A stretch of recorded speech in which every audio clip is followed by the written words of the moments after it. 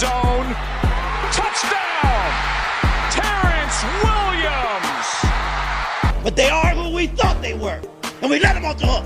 The 2011 winner of the Heisman Trophy is Robert Griffin III, RG3! Welcome to Up Tempo on SicEm365 Radio. Langoliers, base hit to center, and the Baylor Bears win their first Big 12 tournament championship. Their fat little girlfriends are telling them what they want to hear, which is how great you are. I'm a man. I'm 40. Call us on the Impact Health Labs caller line at 254-339-1122. Hello? You play to win the game. Yep, just ready for OU. You can't handle the truth. Here's Drake Toll. Welcome into the Petty Clinic Low T Bears Den. It is Friday, everybody. How about it? I'm Drake Toll. That's J.D. Pickell. This is Up Tempo. What a week it has been this week with everything going on across the country, across the state, in Waco. And here we are, Up Tempo. We made it through this week. By the time that we see you again, we'll be in the real Petty Clinic Low T Bears Den. Chilling out, Max, relaxing, all cool, shooting some b-ball right on the Papa shot inside the studio. My man, Friday, baby. Dude, truly probably the longest week in the history of Waco, if not the entire world. I mean, but hey, we made it. TGIF, we made it. If this was the hardest week of 2021, I think we're in good shape. So obviously your connectivity issues yesterday were they hampered us a little bit, but not on you. That is, we're going to blame Mother Nature for that. But so what we did today is we diluted the quality just a tad to be able to keep us both on, so things are a little bit grainier than normal. But JD's got that little blur thing going on right now, which is freaking sweet. And if I see it correctly, that's a Cornell jersey, and the color is a cartoon poster. Are you in your house? Dude, I'm in my house by the grace of God, back in the apartment. And got heat, got running water, man. So all is well that ends well. So big shout out to the Brocs that actually kept me in their house. I'm not sure if people saw it, but yesterday, so I was situated right next to their bathroom door. And so at one point during the show yesterday, the Maddie Brock, sweetest lady in the world, walks in and realizes what's going on, drops to the ground behind me, begins to army crawl to her bathroom. And I'm like, no, it's okay. Like, I'm sure my connection probably just dropped again anyway. But anyway, all this to say, no surprises here. But we made do, and the Brocs were phenomenal for hosting me. Wow. Well, how about that? So, yeah, give us an update. I know we've been doing this every day now, the kind of with the weather, where you are, what you're up to. Obviously, you're safe and warm now. Yeah, man, it's like safe and warm. Really grateful to have electricity and to have running water. Like, more grateful than I think I've ever been before. But things are, I guess, in here, they're back to normal. Took a hot shower this morning. That was awesome. Have food in my refrigerator that is being chilled without Mother Nature's help. So life is good, man. I can't complain too much. Roads are clearing up a little bit as well, which is phenomenal to see. We got the sun out today. So life is good, man. I really can't complain. We're inching towards normalcy and picking back up what year we did to Waco. We are right there, man. We're right there on the verge of being able to come back, do things normally in the studio. If you're watching out there on Twitter right now, on Periscope, on whatever you might be on, find whatever best suits you, the medium that best suits you to watch Up Tempo. I know when I'm scrolling through Twitter and I see Up Tempo's on, I'm like, crap, man. Up Tempo's on Twitter. And I start watching that thing, and then I'm like, all right, well, I don't want to be on Twitter forever, so I click off of it so I don't have to stay on Twitter forever. I know that's you. I know it's you. You don't got to do that. What are we on? Tell the folks at home what we're on. Well, I know we're on Roku. We are on YouTube. We are on the app. The app is going to be your best friend. You want to use the app to save battery life. The app is the way to go. We're not on Twitch yet, so that's my understanding. Is Restream a platform we're on, or we just restream ourselves? We're just restreaming ourselves. You know how it goes. You know how it be. I know how I do. But we are all over the place. Lots of ways to enjoy Up Tempo, especially when things are a little colder outside. You don't want to be running around outside. You want to be indoors watching Up Tempo, your two favorite blonde boys during their power hour. Like, this is what you want to be doing. There's multiple ways to enjoy it. The Blonde Boys Power Hour, baby. Bring it flipping on. Inject it in my veins. Bringing it to you today from a remote location. Again, I got the fireplace behind me. I'm wearing the comfy today because it's Friday, and I just needed to be warm today. You know, it is the warmest day of the week with a high of around 37 degrees today in Waco. I don't know if you've looked outside, but the roads aren't great still. And that has been really a problem for everybody out here, is just trying to stay safe on the roads and get places. And there are some areas where you can't even tell that anything ever happened as far as the roads go. But then even like right down my street right here is just ice and compact dirt and mud and frozen whatever all mushed together on the road. And still the conditions are still kind of nasty outside. Yeah, especially kind of those back roads you described. Like getting out of the driveway, I found is the hardest part of the excursion for me. Like you said, a lot of the busier roads, I think downtown, from what I've heard, is pretty well worn. I think it's a little less treacherous in some of these places. But you were saying near campus, it's a no-go. It's the no-go zone. Near campus is the no-go zone. So it's so weird to me. And so Baylor decided to start with classes back today virtually, which I wasn't the biggest fan of that decision. I think which I wrote about it actually in an article that was released in the Baylor Lariat yesterday. Just wrote about how I think in a time like this where there are guys that are homeless right now. I know we showed that video the other day, those guys that live on James Street that effectively lost their house. I mean, everything's gone except the foundation. I mean, there are plenty of people that are dealing with that right now. And on top of that, so many people, so many friends of mine that don't have power yet. There's a boil order on. UT Austin's not going back till Monday. TSTC's not going back till Monday. Waco McLennan Community College is not going back till Monday.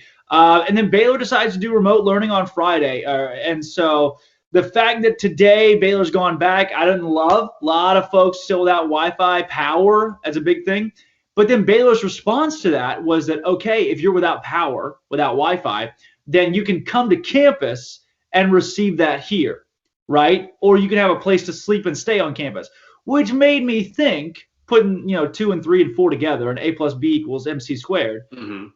If they're shutting down on-campus learning to keep students from driving in the treacherous conditions, and then asking students to drive in the treacherous conditions to get Wi-Fi to learn remotely or to sleep, a lot of it didn't add up to me, which I got to say, the Baylor faculty and administration has been so accommodating, and they put out a lot of resources and tools for folks. But the fact that Baylor went back today was a little bit, was an interesting decision, I thought. I really did. Yeah, I mean, so I don't go to Baylor. Like, I have no stake in this game, but I'm just thinking, let's kind of use some common sense here, right? Like you mentioned, if you're not coming to campus, if that's why we're canceling all campus learning, is to keep people from driving, then we don't want people driving to campus, period, right? Like, that's kind of the end goal. Also, what do you get from a Friday? Like, are you gaining that much? Are teachers setting the foundation for the week ahead? Like, I don't really understand what you gain from having class on a Friday right before a weekend. Like, let's just chalk it up to a lost week. All right, it was a bad spring break for everybody that was in Waco, and we'll run it back on Monday. It'll be about 50 degrees. Roads will be good. We can call it a start then. But Friday, what does that do for anybody? Does it make us feel good? Probably not. Monday we'll do it live, right? I mean, you think that's what some people brought up is the fact, like, okay, you've got your Monday, you got your Friday now that you go back to class. Well, how do you really treat that? Because it's going to put you behind a whole, like, if you reset Monday, things make sense. But when you reset Friday, you just throw the whole schedule for a loop. But they're going back, they're doing it, they're trying to make it work today, and I'm sure Baylor's doing whatever they can to make that thing happen. But yeah, a lot of colleges around the university are not going back. But Baylor's in action today. You know who's not in action? Just about every Baylor sport that exists right now. I was gonna say, is that a trick question? I know how to answer that. I was like, everybody. What has made this week so weird is the fact that Baylor and Baylor athletics has really been effectively shut down because of the storms, because of the issues that have happened with this winter vortex. What do they call it? The winter polar vortex. Polar vortex, right? Crazy. That in itself has just plugged so much stuff.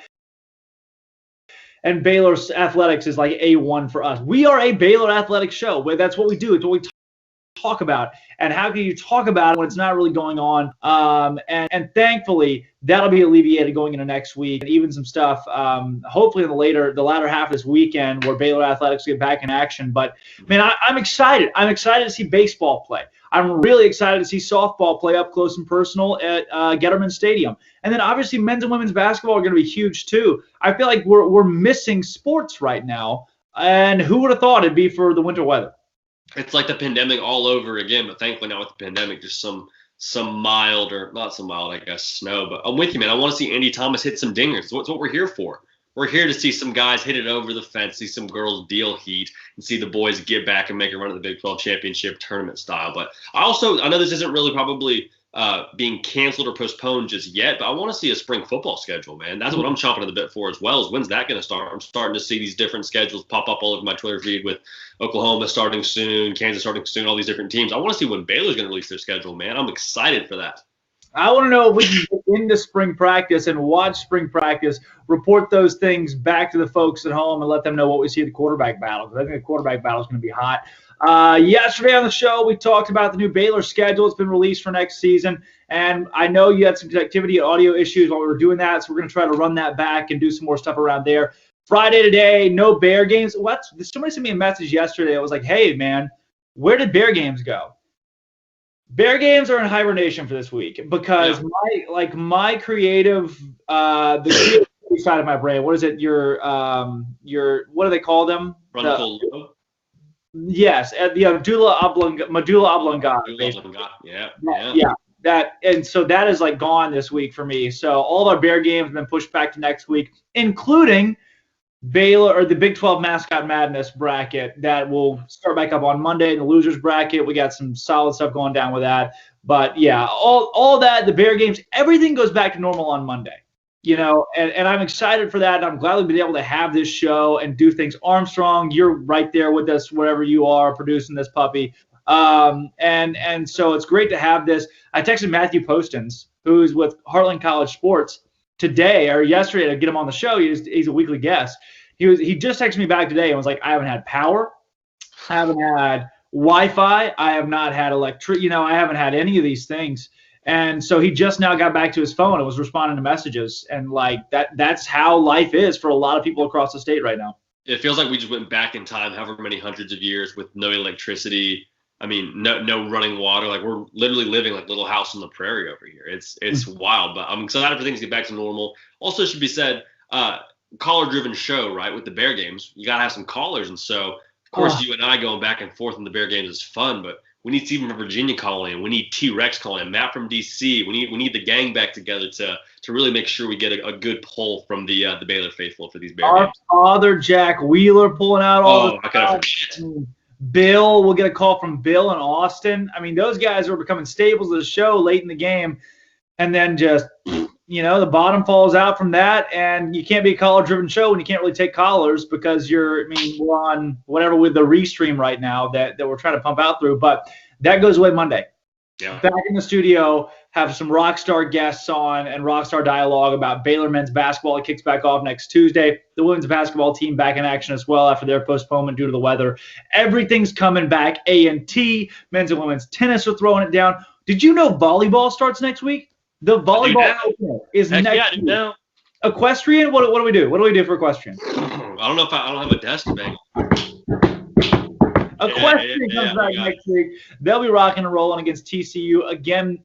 And so that's going to be a happy week, man. I think this has taken a toll on everybody across the area, even those that are watching across the country right now. It has taken a toll on the people of Texas, people of Waco, people of Baylor locally. What this entire week has brought, still people displaced, no homes, flooded homes. I have a professor. How about this? A professor emailed me today, said that he has not been to his house in 4 days, that his house has no power. He says he doesn't believe his house has any water. They've been living at their in-laws. He's been living in his in-laws' house. And that his biggest fear is that when he walks in his front door, when he can finally walk in his front door tomorrow, or I guess today, when he can walk in his front door today, I think he said, he has a fear that it'll be flooded, which makes sense because, burst pipes all across the city that have flooded and ruined houses. And the guy can't even get to his home. He'll be able to get to his home tomorrow. And on top of that, he's got to teach a class. He's going to teach a class tomorrow. So, how do you do it? Unbelievable. I mean, is he going to have class tomorrow? Like, I would think, because the teachers still have the liberty to say like, hey, we're not going to have class. We'll start again on Monday. Baylor can do what they want. We're going to run it back on Monday. Yeah, it's going to be a big thing. I think you'll have a lot of teachers that end up going that route. And you don't want to get behind on instruction, but that's what's been tough, man, as a community of people that still don't know. There's still a lot of people that still do not know what exactly their house is going to look like when they walk back into it. And I've been one of the lucky ones, I think, of our entire crew here at Uptempo. On Monday, my internet went out for a while. Our power was knocked for a second. But I woke back up Monday morning and most things were ready to rock and roll by 1:30 that day. Otherwise, for Armstrong with no internet for a while, and then you had that one C word. Yeah. And then not only that, no power. Yep. And speaking of the C word stuff, where are you? I'm good. I'm free. Yeah. Last day of Q word was yesterday, so I'm free. So the C word is gone, the Q word is done. And we're rocking and rolling, man. We're feeling great. Felt like a spring chicken probably for 4 days. I was probably knocked down for a couple of days, but we've been on the road recovery and we're ready to rock and roll, man. It's gonna feel good to get back in the studio together. It's gonna be good. I can't wait for that. The first fist bump would be immaculate. I've told Armstrong that I want to. So I have a bunch of buddies out in California. Going to Baylor. Everybody out here is from California. You being one of them. We've talked about Beachcomber. Come on, man. Yeah. Oh, it's great. Spectacular beignets. Oh, Beachcomber beignets. It's just iconic setting. Yeah, love it. So good. But what I want to do is, I told Armstrong, I want to go to California with my friends, and do remote shows for a week from the beach out in California. And while I thought, hey, I'll Skype in the show and go remote. I don't ever want to be remote again. This has been terrible. I mean, as much fun as we still have on the show, not being able to be in the studio with you and do things like we normally do, have the Bear games, have the callers and all that being gone is just, man, it's just not the same feel. It's been so weird, but I said it yesterday. To both of you and Armstrong's credit, y'all have done just unbelievable things with technology to be able to make this show still go on. So all the credit to y'all, because I know neither of y'all would pat your own back on air, but you both have done a phenomenal job getting this thing off the ground. So make sure everybody knows about that. Props to both of y'all. I got to pat Armstrong's back. Armstrong, I know you can hear me out there in that void. You have flipping killed this thing, man, as he always does. Armstrong, he's gotten a lot of grief over the course of the week for being the Houston Deshaun Watson of SicEm365 Radio. But Armstrong's here, and he's here to stay. He's not leaving. He's not freaking leaving. He's not leaving, baby. But what we'll get into later on in the show is we'll get a little bit of men's basketball action, some FCS football that's going on right now. There's a big game tonight. How about FCS football being back? We still got on Monday. We're all going to nail down our FCS teams of the year that we still have yet to pick. We're going to figure out those. So on top of that, we're going to talk not just Baylor men's basketball, women's basketball, but the Baylor football schedule a little bit more in depth and try to rock and roll with that. And talk a little bit more in depth since yesterday's call was cut short due to some audio issues, connectivity issues. But tell me your Wi-Fi. Your Wi-Fi's good. Man, Wi-Fi is good. We got the internet back and going. So the other days I had been doing the show, it was off of my hotspot from my phone. And so that was, as you can imagine, a little bit of a game of Russian roulette with will it or won't it work long enough for me to say something somewhat insightful or that has some sort of value, which is already sort of sparse to begin with. So to get it in between different connections, it was truly a moving target. But Wi-Fi is good today. We got a Wi-Fi. We got a little light going here. We're not next to a bathroom that is blocking a bathroom entrance. I have no other guests in my house, so life is good, man. That blur in the back, baby. Oh my goodness! Come on. What? Tell me you're on the road. It's just actually what my wall looks like. It's just blurry paint on the back. You're on the road today too, man. What? Where are your travels taking you? Yeah, I headed to Seattle to see my cousin get married. So good cousin, or should I say a cousin I'm close with, is tying the knot. So he said, hey, it's pretty strict with our capacity because he's in Washington and things are a little tighter on the West Coast. And he said, hey, got an invite for you if you want to come. Said, heck yeah, I'm there. So jumping on the flight and gonna go see him tie the knot should be a really special experience. Wow, I had a friend get engaged yesterday. So the wedding's coming up They're scheduling the wedding in September. Okay. What do you think when you think September wedding? Hopefully not on a Saturday, right? It's on a Saturday. It's on a weekend. It's a September wedding on a weekend, and they're planning for either the first weekend of September or the second weekend of September, which I don't want to be selfish. But childhood best friend, I don't know. What can you do, you know? Yeah. Well, you catch is it a Sunday or a Saturday? Do you know yet? No. It's looking bad. I don't want to speculate, but it doesn't look good. It's not bright. Maybe you dip out early and go catch a Razorback game. Maybe I don't know, man. I'm really looking forward to covering some Baylor Bear action because they'll be playing some rigorous competition those first 3 weeks. Speaking of that, when we come back, we're talking Baylor football schedule next season. That was released last week. We broke it down a little bit yesterday on the show. We're gonna do a little bit more here today. If you're watching out there on Twitter Sphere or all the other stuff that you can be watching on, do what's best for you. YouTube it, use the app, all that jazz. When we come back, we are breaking down Baylor football schedule next fall. I'm Drake Toll, that's J.D. Pickell. This is Up Tempo.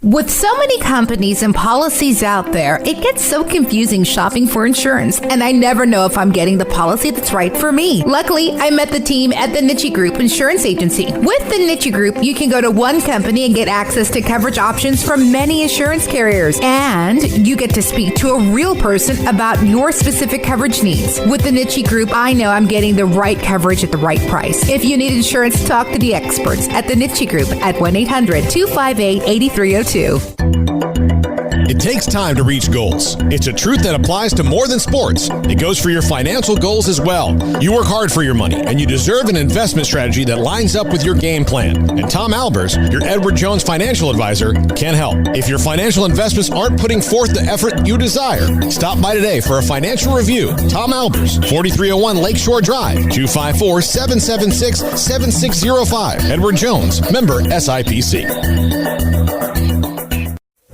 Stepping into the boots of a U.S. Army officer can add confidence and leadership skills to your son or daughter's career path. See all the things they can achieve in our boots at GoArmy.com. U.S. Army Waco Recruiting Company, 254-598-8131 or 254-776-1543. Born in Waco, Brotherwell Brewing exists to serve the Central Texas community with locally crafted beer of the highest quality. They want to bring Central Texas closer to the brewing experience so everyone can enjoy well-made beer as much as they do. For 2.5 years, they've been bringing high-quality beer to Central Texas at their location on Bridge Street in East Waco. And this football season, you need to stop by on game day for curbside pickup or stop by their tent next to SicEm365 at Brazos Parking for your pregame refreshment. Brotherwell Brewing believes in community and bringing people together to enjoy products made in their community. So for your game day, whether it's a tailgate or at home, stop by Brotherwell Brewing for high-quality craft beer made right here in Central Texas, 400 East Bridge Street, and check them out online at brotherwell.com. Boozers is the wedding ring store and more. If you're ready to get engaged or already married and want to upgrade your wife's ring for a special anniversary, Boozers is the place to go. With the largest selection of premier quality diamond engagement rings and wedding rings in Central Texas. They have 7 cases with over 300 styles of rings from top designers like Natalie Kay. Choose from yellow, white, or rose gold, plus beautiful top quality loose diamonds. With an in-house jeweler, they can also custom make anything you want. Bring in a picture or drawing and let Boozers create your one-of-a-kind pendant or ring. They can even use some of your old gold and diamond jewelry to create something new. At Boozers, you'll find a great selection of quality timepieces, and Boozers is the place for expert watch maintenance and repairs too. They specialize in expert Rolex watch repair for fine jewelry, watches, custom work, and more. Go to Boozers on Valley Mills and Lake Air Drive in Waco. Boozers, the wedding ring store. Car has the trucks, man, they have the one for you. Crew cab, short or long bed, silver, black or blue. Texas size selection, great prices too. Richard Carr, he has the truck for you. Carr has the trucks, man, he has the truck you need. If you want the best truck, you want a GMC. Texas size selection, great prices too. Richard Car, they have the truck for you. Welcome back to Up Tempo on SicEm365 Radio.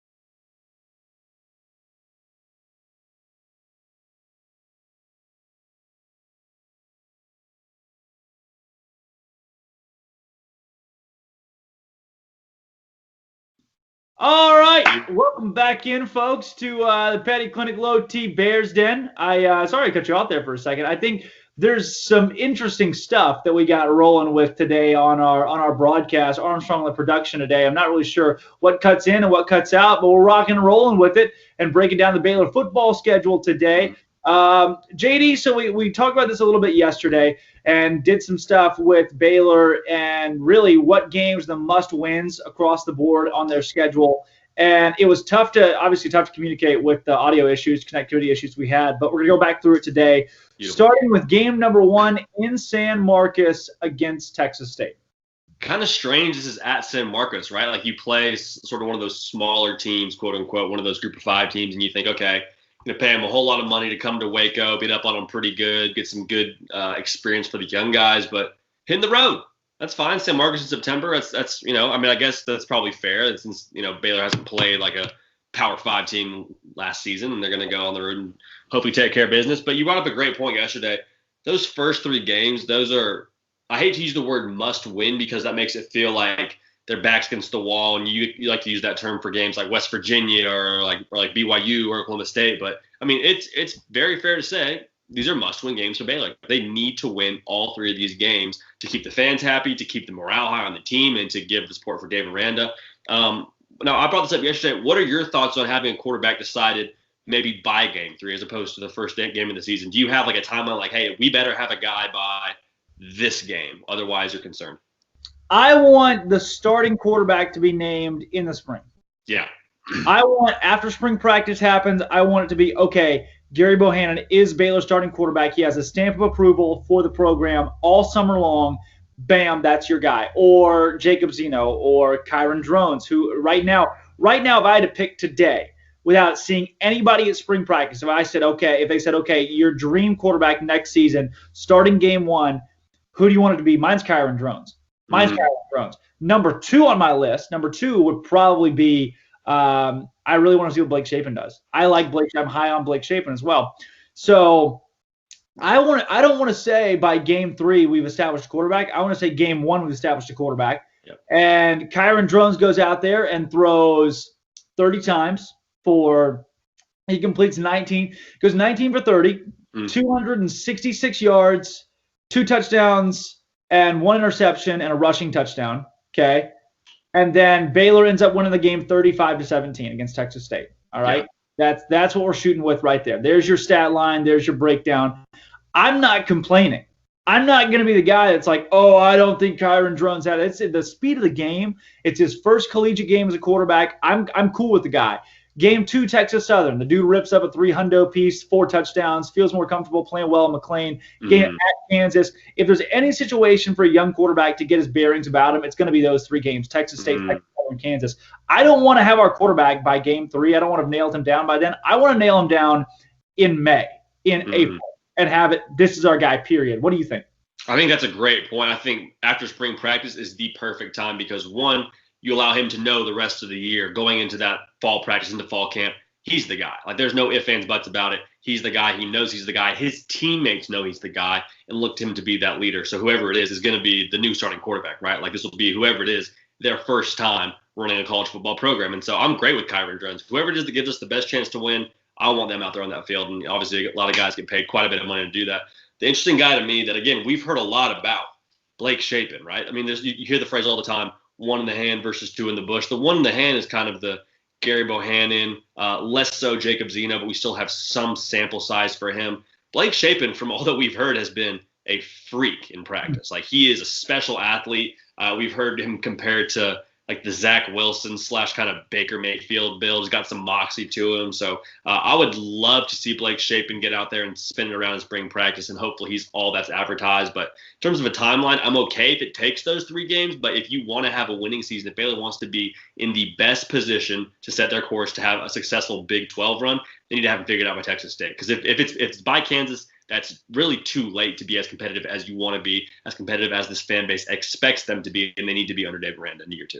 Boom, I love it. I think Texas State, you got your guy. If he struggles against Texas State, we're not jumping ship. The fan base also should not jump ship either. It is, okay, we understand maybe he struggled game 1, whoever it might be, but it's their first game as a starting quarterback in the Power 5. Granted, Texas State's not great, but I don't think Baylor's going to go out and light up. If Baylor beats Texas State by 45 points, I'll be very surprised, but pleasantly surprised at that.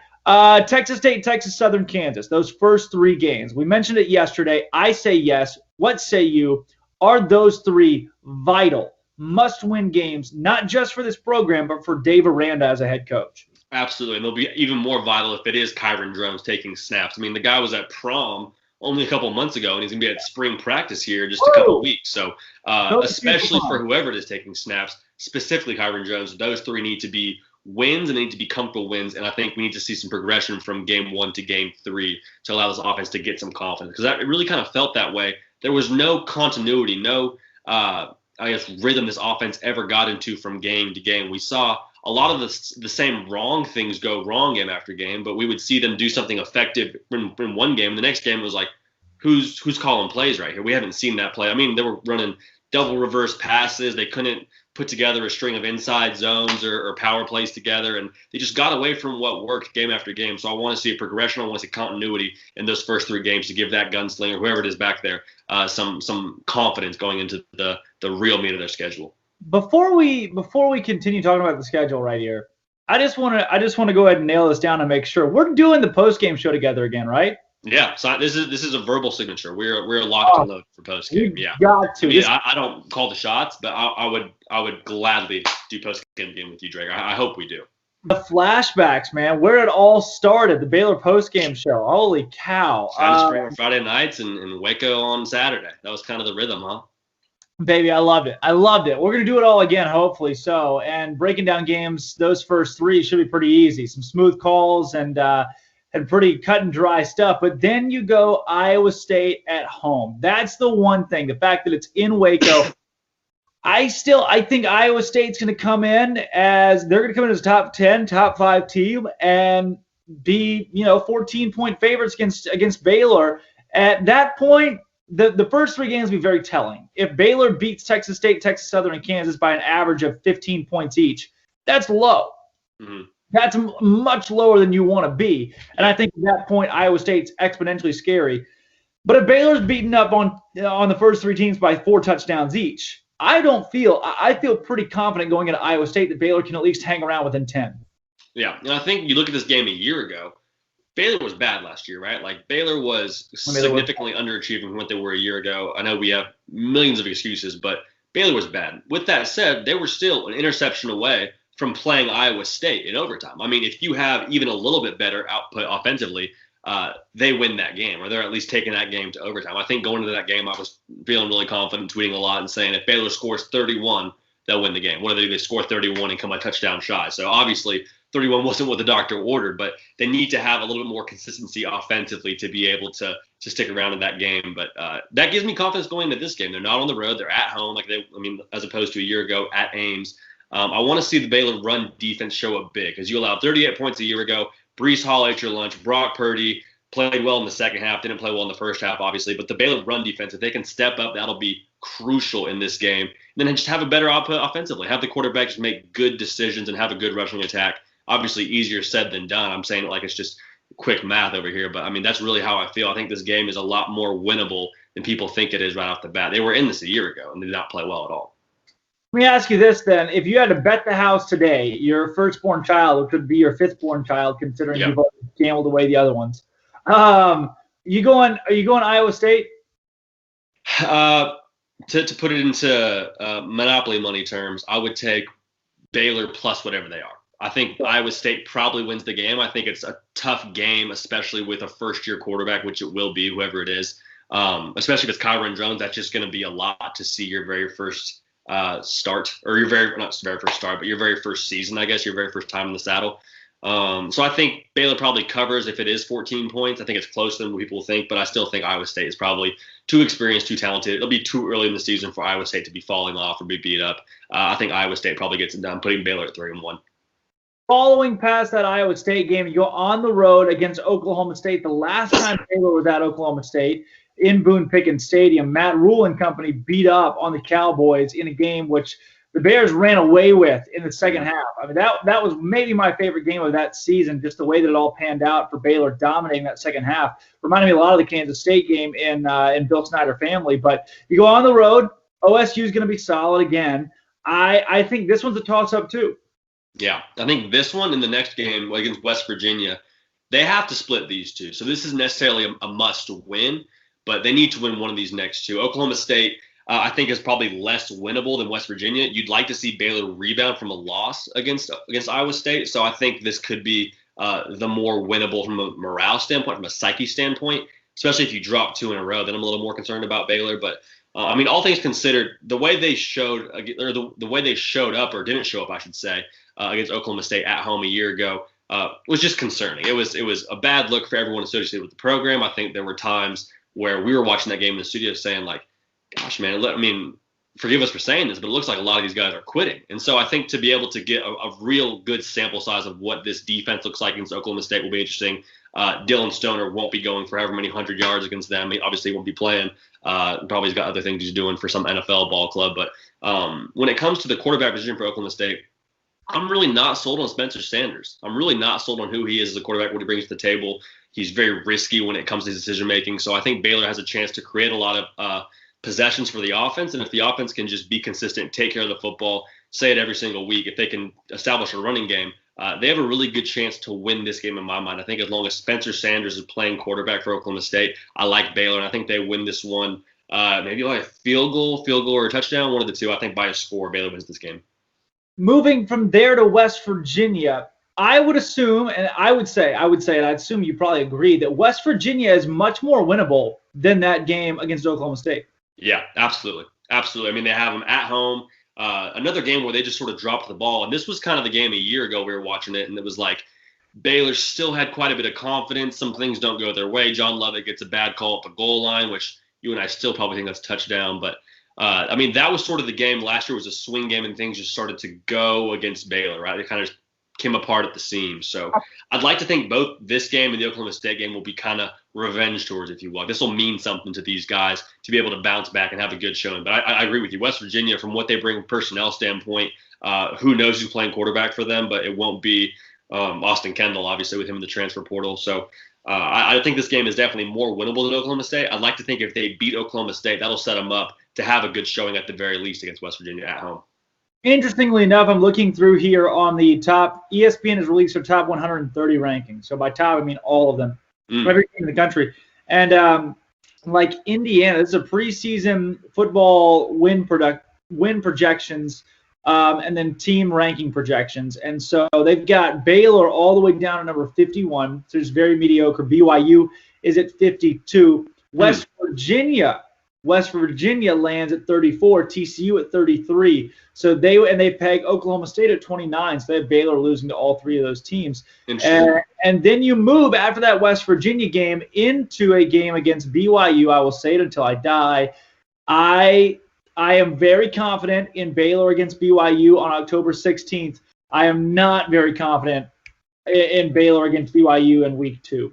Yeah, I'm with you. The fact this game is in the middle of the schedule, with Baylor having whoever their quarterback is, ideally substantially more confident, having played, 4 or 5 games, I think it's 5 games. That's a big deal. That is a huge deal. For this team to be able to have their feet underneath them is going to be enormous. The fact it's coming to Waco is enormous. And, I mean, I'd love to kind of give some commentary on BYU, but I truly have no idea what they're going to look like. We took all their coaching staff. So, I mean, no Zach Wilson, no Eric Mateos, no Coach Grimes. So I don't know what BYU will look like. It's going to be a tough travel. Who knows what COVID looks like at that point? But it'll be a lot of 24-year-old freshmen lining up in Waco to play against the Baylor Bears. So I think if they're able to win both Oklahoma State and West Virginia, the confidence level has to be through the roof at this point. I think BYU is very winnable. But again, just have no idea what BYU will look like. Jeff Grimes, Eric Mateos, you got to think there's no way those guys are letting BYU sneak up on Baylor, not that late in the season where they've established their own playbook, they've established their identity as an offense. I like Baylor against BYU a lot, taking it in the bye week. So I asked this yesterday. It was kind of tough to get your reaction again with those audio issues, video issues. Sure. But when you look at Baylor, the possibility of going 3-4 in their first 7, that would likely be 3-0 to start and then 4 straight losses, or them going 6-1. What is more likely, do you think? 3-4 feels very unlikely to me. It really rests on Oklahoma State and West Virginia. Like those 2 games. I mean, that sounds dumb saying that because obviously that's the 2 games that we're gonna be looking at pretty hard outside of the first 3. But if they can win Oklahoma State, that is the biggest swing game to me in terms of what their record looks like. If they can win against Oklahoma State, that'll give them more confidence going through these next 2. And I think 6-1 is probably more realistic. I think Iowa State will be a tough game either way. Would be shocked if they dropped any of those first 3. So all that's to say, if they can beat Oklahoma State, I think 6-1 is very attainable. After that BYU game, again, there was a bye, and you got Texas.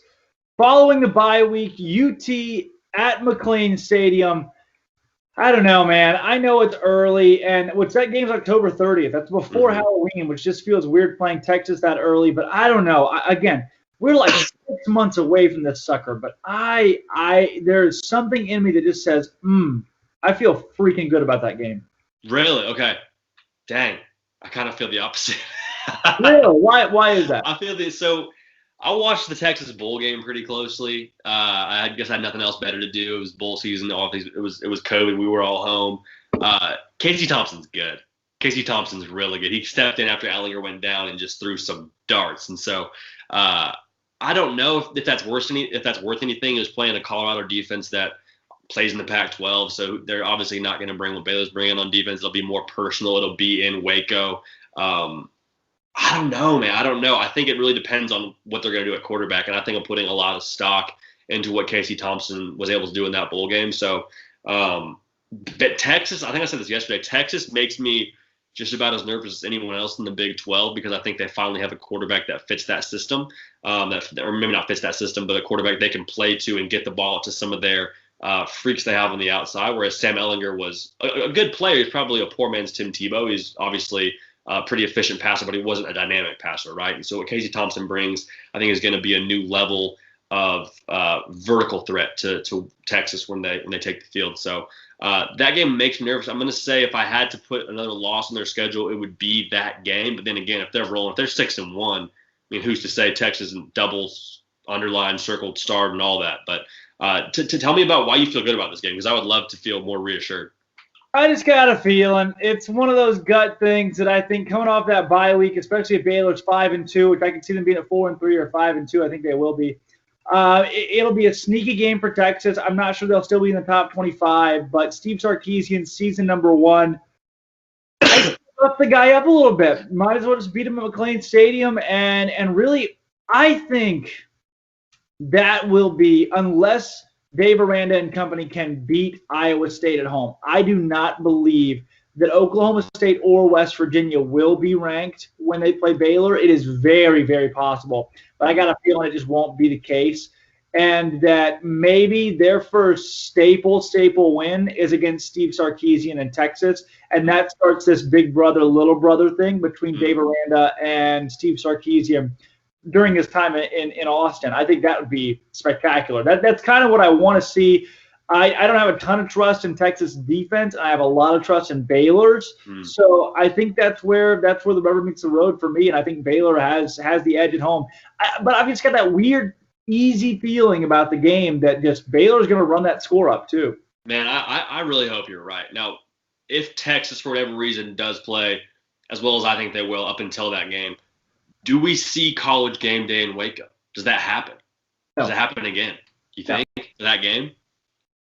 No. Unless Baylor is 6-1, maybe 7-0. Even at that point, I think a 6-1 Baylor's probably ranked 19th, 18th in the country, somewhere in that range. And I do not believe that at that point in the season that things could very well go that well for the Bears.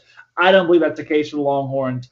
I've got Texas without a doubt being out of the top 25 in my book at that point in the season. That'd be an awesome UT Mike call after the game, wouldn't it? It'd be awesome to hear from him. Yeah, UT Mike can't call in today because we're remote. But, hey, if you're out there, UT Mike, Texas is going down. Big-time score. Big-time score on that one. And after that, TCU on the road. I asked you this yesterday. Is that a must-win? Absolutely. Absolutely. Rivalry game. The way that they beat up on Baylor in Waco a year ago, like, you get the feeling Dave Aranda and the boys, like, they owe them one. They owe them one. This is a payback game. It's a rivalry game, like I mentioned, and the energy is going to be through the roof down there in Amon-G. Carter. It's going to be a fun one. I'm excited to see Baylor. I think Baylor honestly will run it up on TCU that time. I think Baylor has their way. It's kind of the same way that you kind of have an easy feeling about Texas. It's got a good feeling about TCU. You know they'll probably peak at that game a little bit in the bye week and hopefully do some prep there. The coaching staff will at least. And I feel really good about Baylor in that game. I think that'll be a lot of fun for us to break down afterwards. The riff ram ba woo zoo boo. Yeah, what does that even mean? Yeah, I can't. It's got to be Baylor in that one. It's got to be Baylor. After that, Oklahoma at home. I like Spencer Rattler a lot, man. I think Oklahoma may not be – they won't be as good as they became this season because they became a really good football team. But I think Oklahoma will be still pretty solid. And I see OU getting another win at McLean. Yeah, I mean, they're still the big dogs in the Big 12 until they're not, right? Like, run the table, I don't know how many years now it is in a row. They will be a national championship contender if Spencer Rattler can take that next step as a quarterback. We saw him last year in his redshirt true freshman season, or I don't even know what that counts in a COVID year, but obviously his first time as the starter, and the guy just got better and better as the year wore on, all the way into was it the Sugar Bowl or the Cotton Bowl where they lit up Florida?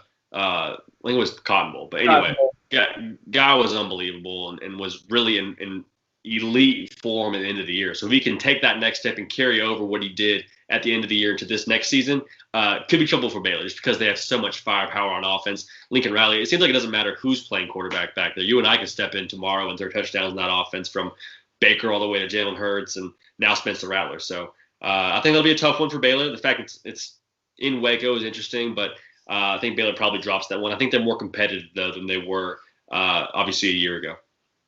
Best case scenario here, you're staring down the barrel of Baylor being in that conversation of a Big 12 championship with maybe like a 9-1 record. I think it's best case scenario at that point. Yeah. Worst case scenario, Baylor's dropped quite a few in a row. They have 3 wins and 7 losses. I don't know what happened, but what I do think is that Baylor's right there. They're like a Liberty Bowl berth somewhere in there with the last 2 games on the line, and then just they explode to a, holy cow, this team's going to the Alamo Bowl, or this team's going to I don't know about a New Year's 6, but the opportunity to play in a Cotton Bowl, something like that. I think that comes to the sweep against Kansas State and Texas Tech. Yep, I was going to say the exact same thing. Those last 2 games give them a chance to really finish the season strong. So worst case scenario, like they said, they have 3 wins at that point. Tough loss to OU, but they got a chance to get back on track in a big way, and especially give the bowl selection committee something to look at, and hopefully get a nice little bowl bid at 5-7, which will get you in a bowl these days, depending on your brand. So those last 2 games are must wins as well. Like in terms of gimme wins, like those first 3 and these last 2 need to be Baylor's for them to be anywhere remotely where they should have been a year ago. Oh, yeah. Those 5 have to be wins for Dave Aranda and the squad. Those 5 games should be wins, and you would hope they can win one more somewhere in there to go to a bowl, maybe even BYU out of conference. All right. So final prediction right now, starting right now. You did this yesterday. We'll do it again. Starting today, what is your prediction total? No, yesterday my math was all funky. I started going on the schedule, and I was like, I don't even know how many games I've counted. Bottom line, I'm going to say there is we'll be extra conservative here. So we'll say 1-0, 2-0, 3-0, 3-1 against, they'll drop to Iowa State. We'll say they split Oklahoma State and West Virginia, right? So at that point, you're 4-2 going to BYU. I think you probably split Texas and BYU. I really think they're going to beat BYU 5-2, 5-3 losing to Texas. got to beat TCU. They're 6-3, probably dropped to Oklahoma 6-4. Finished the season 8-4, beating Kansas State and Tech. 8-4, given what we had a year ago, Drake, with a new quarterback, second year under Dave Aranda, with a pretty decent non-conference game in BYU. Like, that's something to hang your hat on and be excited about with the 2022 season. So 8-4, I think, would be phenomenal and probably like a halfway decent bowl game. Oh yeah, I don't think you're wrong whatsoever. I think it's there's a little bit I don't know how optimistic are we being? Are we being too optimistic? So let's see. SicEm Pick'em today as we move on from that. I will say I'm going to go ahead and lock mine in and say give me 7-5. I'm leaning 7-5 on the scale right now, but I think 8-4 is very possible. Let's see. A bowl would be exciting. Bottom line, if they're making a bowl game, that's exciting. Without a doubt. I think they will make a bowl game. Tomorrow's SicEm Pick'em. We'll break down tomorrow's games. We can't SicEm Pick'em them because they'll all of Saturday's slate. None of the lines have been brought out. We can break those down a little bit though. But today, SicEm Pick'em. Today, SicEm Pick'em across college basketball. Happy Friday, folks. Starting off with a big old nasty matchup at 4 p.m. between Canisius and Fairfield. Uh-oh. What do you like? Canisius and Fairfield. I didn't even know either of those schools existed. I'll be honest with you. Can I pass? Can I phone a friend? Yeah, I didn't have to phone a friend too. So yes. But give me Canisius just for the heck of it. I don't know. It's a way cooler name to say, right? Let's go Canisius. Let's roll. I'll play that game because it's Canisius. I'll put some Monopoly money on that game. Sprinkle some Monopoly money on it. Outside of that, I love the Youngstown State IUPUI game. I've been a big fan of Youngstown State for some reason this year. They're only 8-10 against the spread, which is not great, but they've now won 5 straight. That gives me confidence in Youngstown State at home. St. Louis and Dayton's kind of interesting. St. Louis going into this game, 5.5 point. I just lost that one. Where are they at now? St. Louis. 5.5. They're favored. 5.5 points at Dayton. Dayton just a few games ago was playing at Fordham, won by 28 points. Yeah, 28 points. That was February 13th. They've been rolling. They haven't lost a game since February 3rd. Excuse me, that's St. Louis. Dayton lost at URI in the double overtime. You called that game very, very closely. I don't know. Do you like that 5.5? I would say I'd probably take St. Louis 5.5 here, honestly. I like Dayton 5.5 at home. I don't know. There's something about it. Anthony Grant, their head coach. I like Dayton plus 5.5 in that one. Gut feeling, but your gut gets you seldom anywhere in this game. Yeah. They got Wright State minus 9.5 at Northern Kentucky. Give me the Norse. I'm a big Norse guy. For Norse country, come on. I think it's just a math at the end of the day. Okay. Let's see. What else do we like here? See, I wish I knew more about either of those teams. I'm not super in tune with either of their trends. I see Akron. Akron's a team I've kind of been on this year. I like them minus 4.5 on the road. They're at Ball State, but I still think that's a winnable game. Ball State 7-10. Akron 13-4. A little 6 o'clock action there on CBS. How about Hawaii leaving the island to Cal State Northridge? Hawaii minus 4. Hawaii's been tough for me to bet on this year. I think I've played them twice and lost both times. I'm kind of disappointed with them. I thought they'd be better, especially at home. They've been playing horrific at home. If I had to have a side there, I'd probably fade Hawaii plus 4. I don't know enough about that game to play it, but if I had to pick a side, leaving the island's tough, and Hawaii's been bad to me lately. I like the Robert Morris Detroit Mercy on a money line if you can pick it up. South Alabama at Appalachian State. Appalachian State's a 3-point favorite. I think South Alabama's got a legitimate shot in that one as well if you're looking for an upset game. A lot going on in the mid-majors. Cleveland State at Purdue Fort Wayne. Cleveland State's been helping me out here recently. I like them at minus 5.5. Winthrop and High Point. Winthrop around a 9-point favorite in my book right now. I think that's okay. That's okay with Winthrop. Not a bad choice. I like the Hawaii Cal State Northridge pick. You're North. You know Northridge. You've been up there. Oh before. yeah, I know. Yeah. Oh yeah, you know Northridge. I know Hawaii as well, but I mean they've been bad to me. I kind of have this thing where if you're bad to me, I will fade you in upcoming games to teach you a lesson, and then it usually just backfires. So it doesn't really matter either way. Yeah. Denver's really bad. So I'm going to go UMKC minus 11 against Denver. Omaha, the 2-point favorite at home against North Dakota. North Dakota just got done sweeping South Dakota. South Dakota's good. North Dakota's hot. Give me North Dakota plus 2 at Omaha. Give me North Dakota money line, if you will. Green Bay at UIC. I like Green Bay right now as well. I like them plus 1.5. There are a couple good upsets across the slate in the mid-majors. South Dakota State at North Dakota State, 1.5 point favorites. I want South Dakota State in that one. And then GCU at home against CalBap. Give me the boys. Do it for Lobe Country. GCU wins. Bryce Drew. They're also sneakily one of the best teams against the spread. They're 10-2 all time right now against the spread. Obviously had a tough showing on Valentine's Day, but I like them. They're getting is it 11 here? There's minus 11 GCU. I think they roll, man. They're at home. They got Cal Baptist coming to town.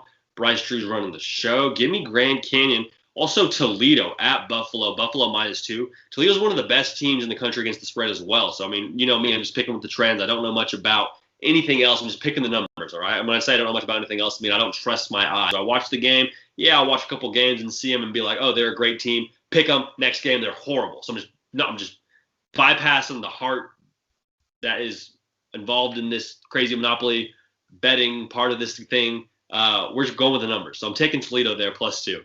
College basketball makes 0 cents. On a scale of 1 to cents, college basketball makes none of it this season, but we're trying to make our way through with SicEm Pick'em.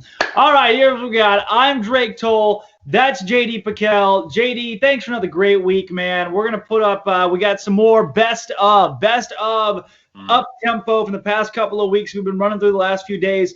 Got that nostalgia bone going on with me. I got a little bit of nostalgia in there, and we're putting it into practice, out showing folks some of the stuff that we've been doing on the show that we've really loved and enjoyed. We'll run through that. And I tell you what, on Monday when you're back in from walking your dog at the dog park this weekend, we're going to rock and roll with it on up-tempo. Have a great week next week, a dry week, a warmer week, and I'm excited for it, man. Man, I can't wait. Can't wait to be back in the studio with you and get things rocking. Take some callers, too, man. That'll be a blast. Bear Games will be back, and we'll be back in full force. The up-tempo train's rolling, man. I love it, baby. I'm Drake Toll. That's J.D. Pickell. Happy Friday, everybody. When we come back, we have the best of up-tempo. This is up-tempo.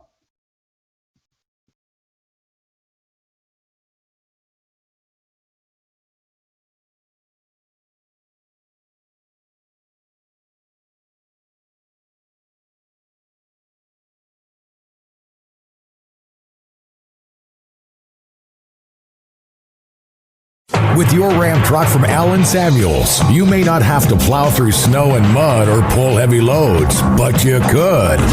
During the Big Finish year-end event, you get a Ram deal like no other. Employee pricing for all, 0% for 84 and no payments for 90 days. Ram 1500 Lone Star for Christmas. No other truck comes close. And ask about Big Finish pricing on Ram Heavy Duty and Ram ProMaster for your business. Happy holidays from Allen Samuels.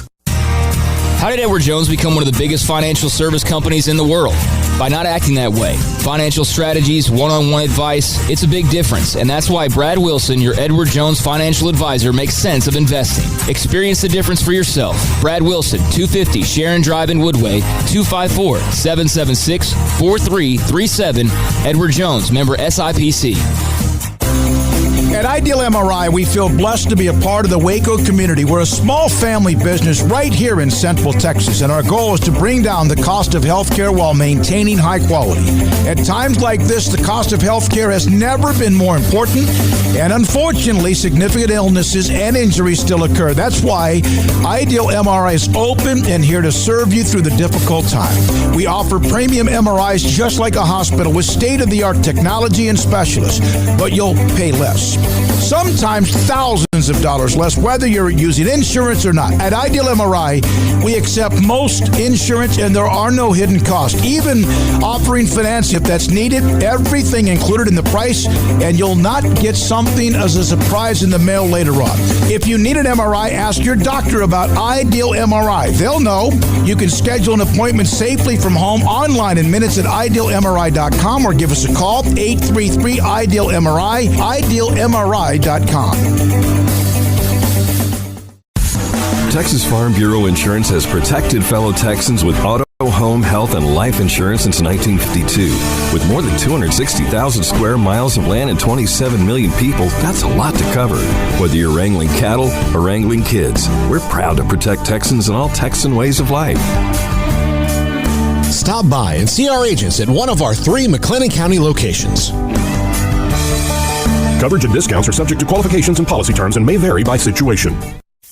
Waco Custom Marketplace is your home for holiday favorites for parties and the time with family. Various specials available in-store and online. A variety of steak gift boxes with 4 ribeyes for $70, 4 bacon wrap fillets for $55, or 4 New York strips for $50, and all come with steak butter.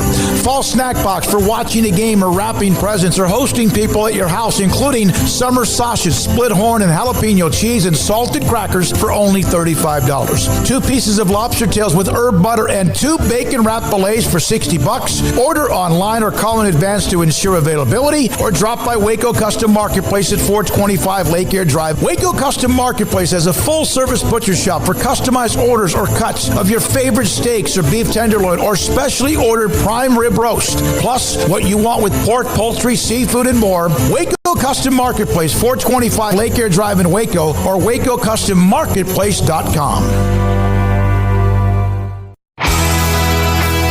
Welcome back to Up Tempo on SicEm365 Radio.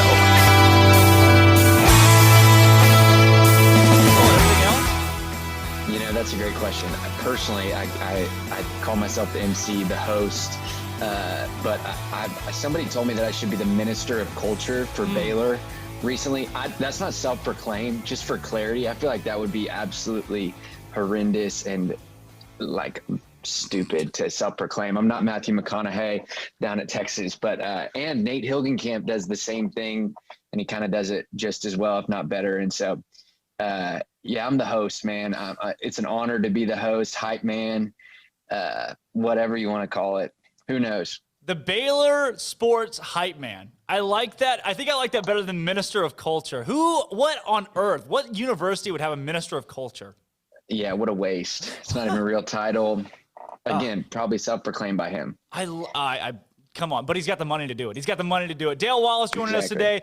Dale, here's the first thing I want to do is kind of break down really where you came from. I know a lot of our viewers, listeners that have been in the arena or at a football stadium have seen you with a microphone and a bunch of cheerleaders before. And just walk me through really how you got into this position as the host of Baylor Athletics. Yeah, that's a great question. Well, I went to Baylor University 2011 to 2015, graduated in 2015, moved to Dallas for a year, came back. And when I came back, they had just started this MC host thing at Baylor, and they didn't know who to ask. And one of the grad assistants had been coming to Vertical. And so that was 4 years ago. And he just called me. He's like, dude, I know you can speak in front of people and you won't be at scruffs after the game. So would you consider interviewing for this position? And I was like, interview for what? And he's like, well, we don't know. Just come meet with us. And so a couple of years ago, they brought in me and Blair Browning, and we started this thing. And so I really stumbled upon it because a grad student was at Vertical, and that grad student didn't even go to Baylor for undergrad. It was like so random. And, but I love Baylor athletics. I love Baylor. Obviously that's why I'm here working with college students for Vertical, but also like huge win to get to be a part of Baylor athletics. It wasn't a huge win then, because I witnessed the 1-win Matt Rule season, and I've witnessed the SFA loss a couple of years ago in men's basketball. Like I was there trying to get people hyped through that stuff. So it's sweet to get to be really good right now. And it doesn't really matter how well I do now because we're good at basketball. Walk me through, too, with your job, with your role with Baylor for these games, do you ever get to just sit back and watch the games, or is it constantly the pressure of, oh, my gosh, where's the Whataburger carryout? I need the cardboard. Question. Like, what's your perspective at these games? Yeah, well, for one, I do have to treat it like a job. Like, it is a little bit more of a job than I'd like for it to be. It doesn't come completely naturally to remember, the walk-ons rose race, game day with a taste of Louisiana. Like that doesn't it takes some time, especially if it's a new promotion. But the best part is usually by third quarter football, first or second timeout, second half in basketball, first or second timeout, I'm done. So at least paying attention to the last quarter of the game or like pretty much the second half. And then half times are chilled too. And usually by that point I'm comfortable and have gotten the swing of things, but it is a little bit of a process. But I love getting to like finish and then be fully present.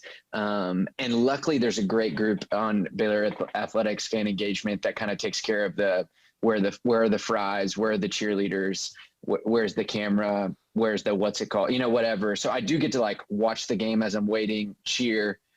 The challenge is when there's something bad that happens and then we have to go, it's like, okay, it's the smile cam and we're losing. So everyone smile. Like that's when it's the worst. So I actually am paying attention, and sometimes it can impact it. But really my perspective is try to be hype everywhere I go, but also try to remember like what I'm supposed to say. So. Tell me too, we've spoken with a lot of guys that work in sports media, which this is an extension of sports media. It's basically like, what a cool job to have. For you, I've met so many people that are either radio show hosts or hosts of things like this, that behind the scenes, they're huge introverts. They hate talking with groups of people. They can be with a mic in front of 10,000, but not 10. Is this your personality, or do you got to really just get up for stuff like this? That's a really insightful question. Truly, I've met a lot of introverts as well that I'm in ministry. So my primary role is like when I meet a pastor, I'm like, oh, you're an extrovert, and they're a total weirdo introvert.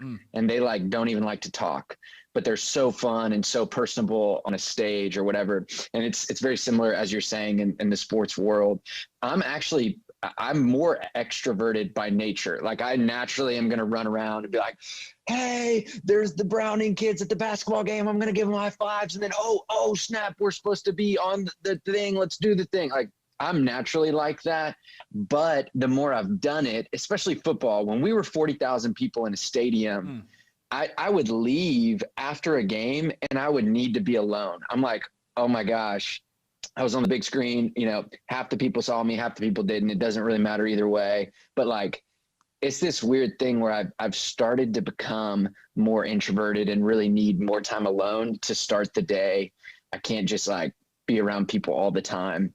And then there's this expectation that people have for you that everywhere you go, you're going to be hyped. Like I'm eating, at a restaurant in Waco, and somebody comes up to me at George's. They're like, dude, like SicEm Bears. And I'm like, yeah, dude, SicEm, like that's great. Like I'm having a chicken fried steak, like whatever. And so there I am always outgoing and extroverted, but I'm becoming more introverted. Along with that, being the Baylor hype guy, when you see an arena of 11,000 people for College game day or a stadium of 50,000 people for College game day, and you've got a microphone, cameras on you, whole stadium, eyeballs on you, is there a certain level of nerve that comes with that, or are you just BU ilt different at this point? No, not BU ilt different for sure. There is a natural, I don't want to call it anxiety. That's dramatic. There's a natural, like maybe fear, like a healthy, like I need to focus. And I think it's not a pressure. I don't feel like it's a burden. It's just this natural, like, oh snap, like it's almost like that gut feeling like we're about to be on. And it doesn't matter if it's a football game where no one's there or a basketball, it really, obviously it goes up, it escalates when it's College game day. But in general, I have what I call a healthy fear, a healthy anxiety of like, okay, it's time to pay attention and focus, because I have an opportunity to add some value to this game. If we're down, I have an opportunity to make this game even better for fans. If they don't feel comfortable here, or they don't think this is fun, they don't even like basketball, but they're there. Like I have an opportunity to help engage them in a way that's different. Like players, we're watching players play. I'm communicating to people. They're listening and they can see me. Even Derek Smith is amazing at what he does. He has a great voice, but like you can't see Derek. And so it's a unique thing that I think helps break the barrier. And so I have this healthy, it's like a healthy anxiety again, anxiety is the wrong word. I don't know what to call it. It's a nervous edge. Come on, your nervous edge. I have a healthy nerve of each game. Oh yeah, small or large. That I feel like very similar for us at Up Tempo. I mean, we're a pretty young radio show. Most of the media outlets in Waco, you're gonna get guys that are 50s or above. Have been doing this forever. I mean, we all here are like college age guys. So you wrap up a show that you know is good. There's the slamming on the table. You throw something across the studio. You know you killed it. Do you have those moments where you get done with the 50,000 people and you think, that was it, that was good? Yes, I do have those moments. It's way better when the fans do something great. Like the Matson financial putt that Nate actually got to be a part of last year. I mean, I was in the stands because I'm a Baylor fan. I was naturally at the game, but he was working it. Like, that's the best thing. Like, when somebody wins something big and it creates momentum, that's the most natural way to create momentum. For somebody to win something, when a fan wins something, it's like that too just makes it even more fun and sweet and exciting. And so that's when I feel like I've crushed it, is when I've helped communicate well the game, and then the person executes well the game. Obviously, the higher the stakes, the better. Whataburger is great, but like everyone can track those fries usually. But I think it's so fun to just and then I'll say the one thing from a personal perspective, when I'm like, I just crushed that, is when I ad-lib something funny, when it's like, oh, that didn't go the way it was supposed to go, but I just said something that like made it funny. So it does not matter that was the dumbest thing that's ever happened at a football game, that walk-ons rose race just went across the whole Baylor line section. But I made it funny, so it's a little bit less of a big deal.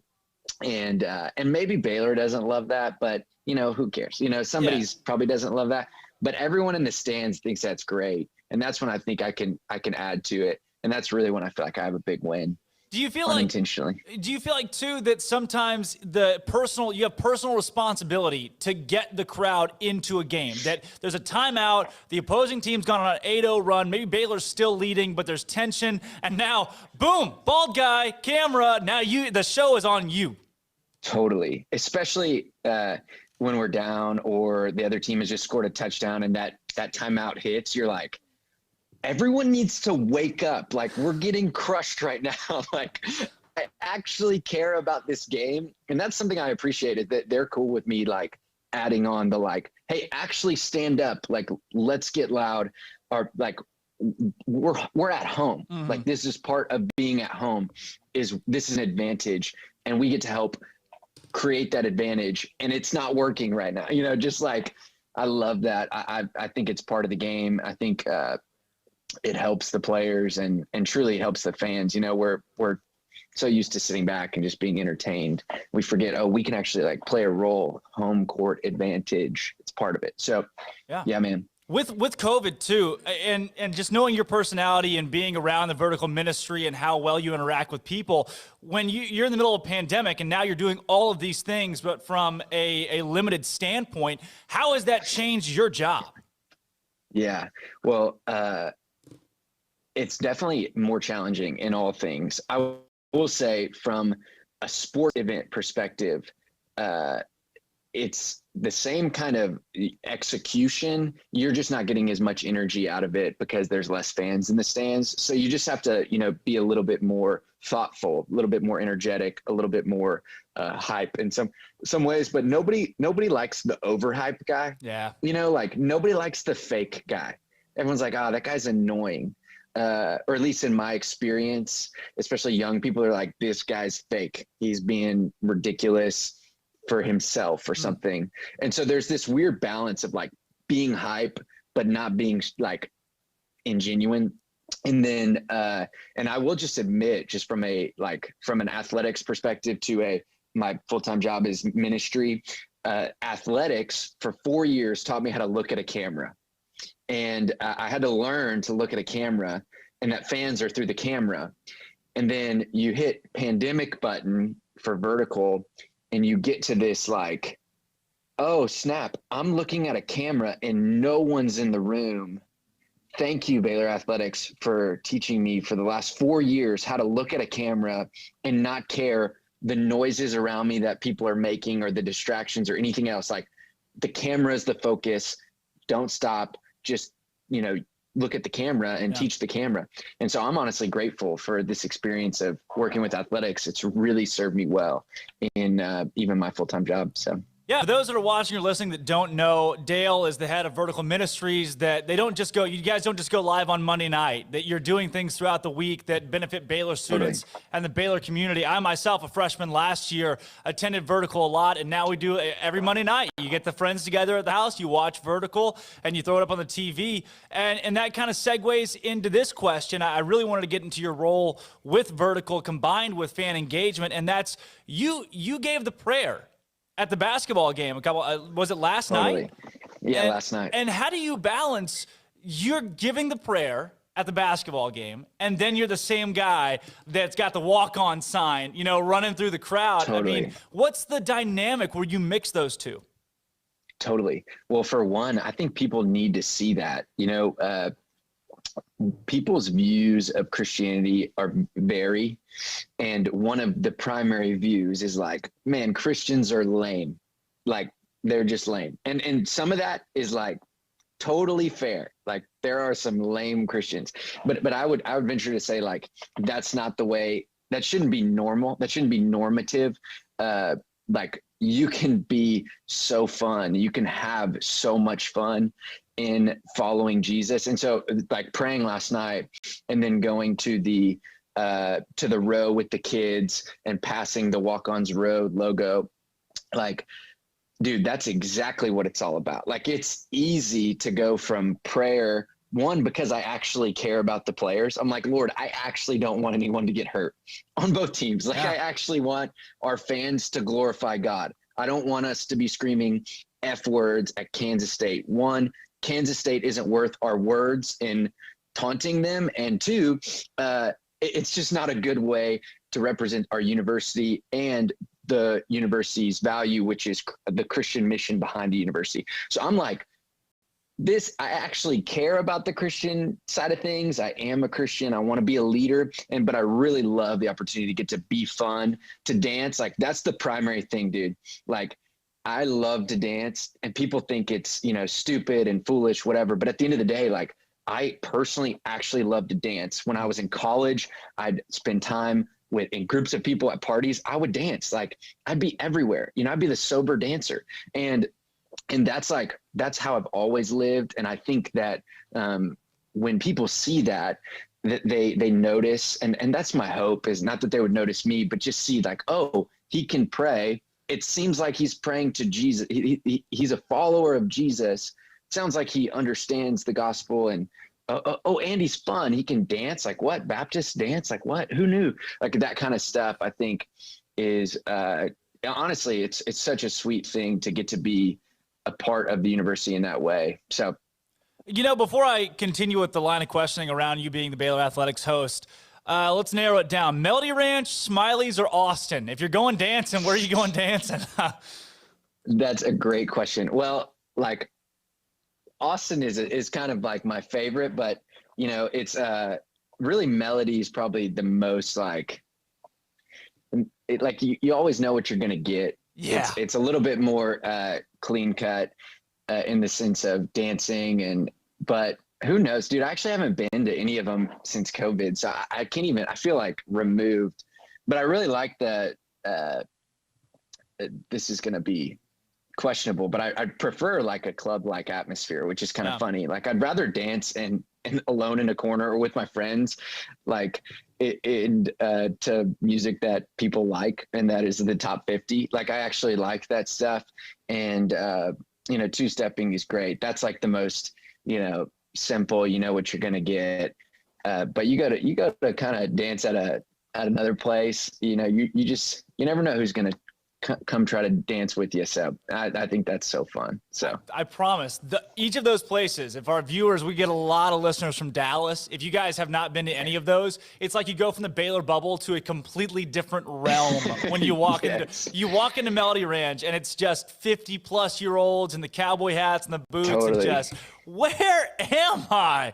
But there's nothing quite like it. The atmosphere that those brings, and really, Dale, kind of reverting back and what else that I have left for you, because I have so many questions. we're limited on time. And what is really the best moment that you remember from being the Baylor Athletics host? What's one moment that sticks out so strong for you? And then before you even get to that, what's one moment where you go, yep, no, I don't know if that one worked out so well?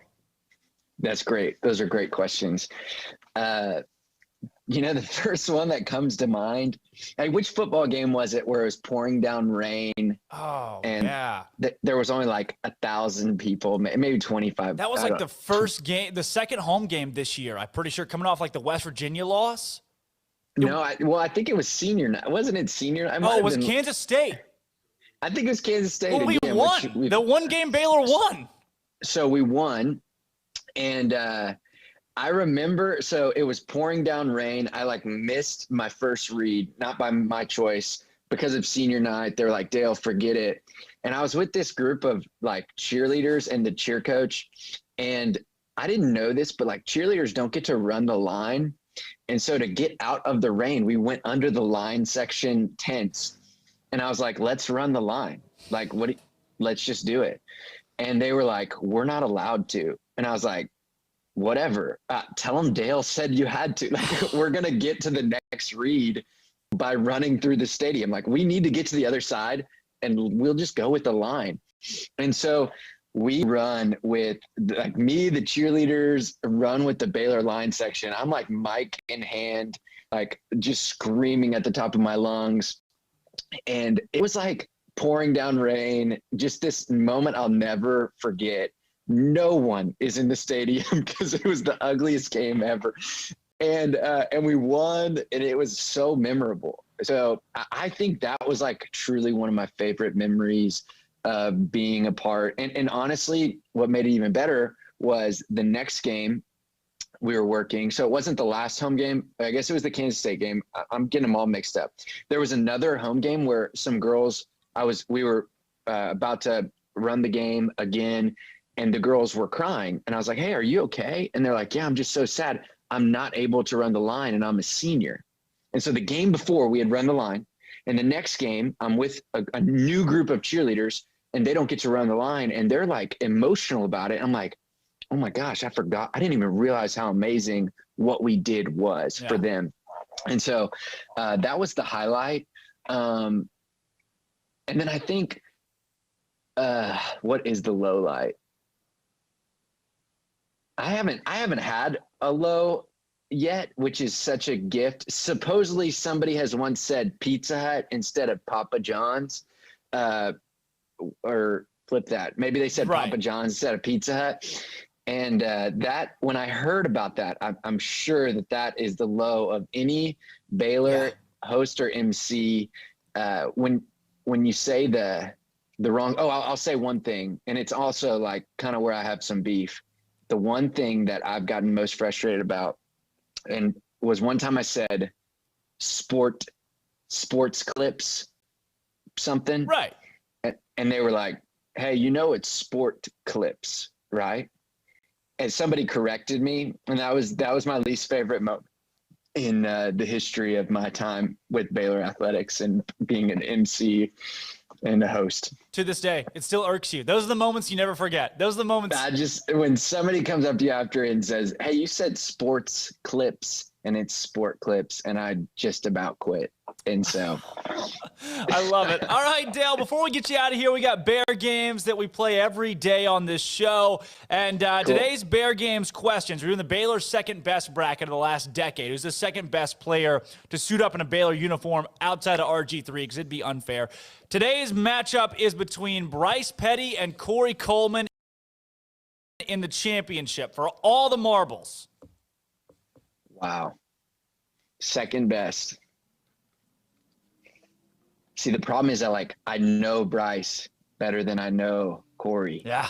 Bryce is a friend, so this could get weird. And Corey won the Biletnikoff. But I will say that I think Corey Coleman is the second best. And sorry, Bryce.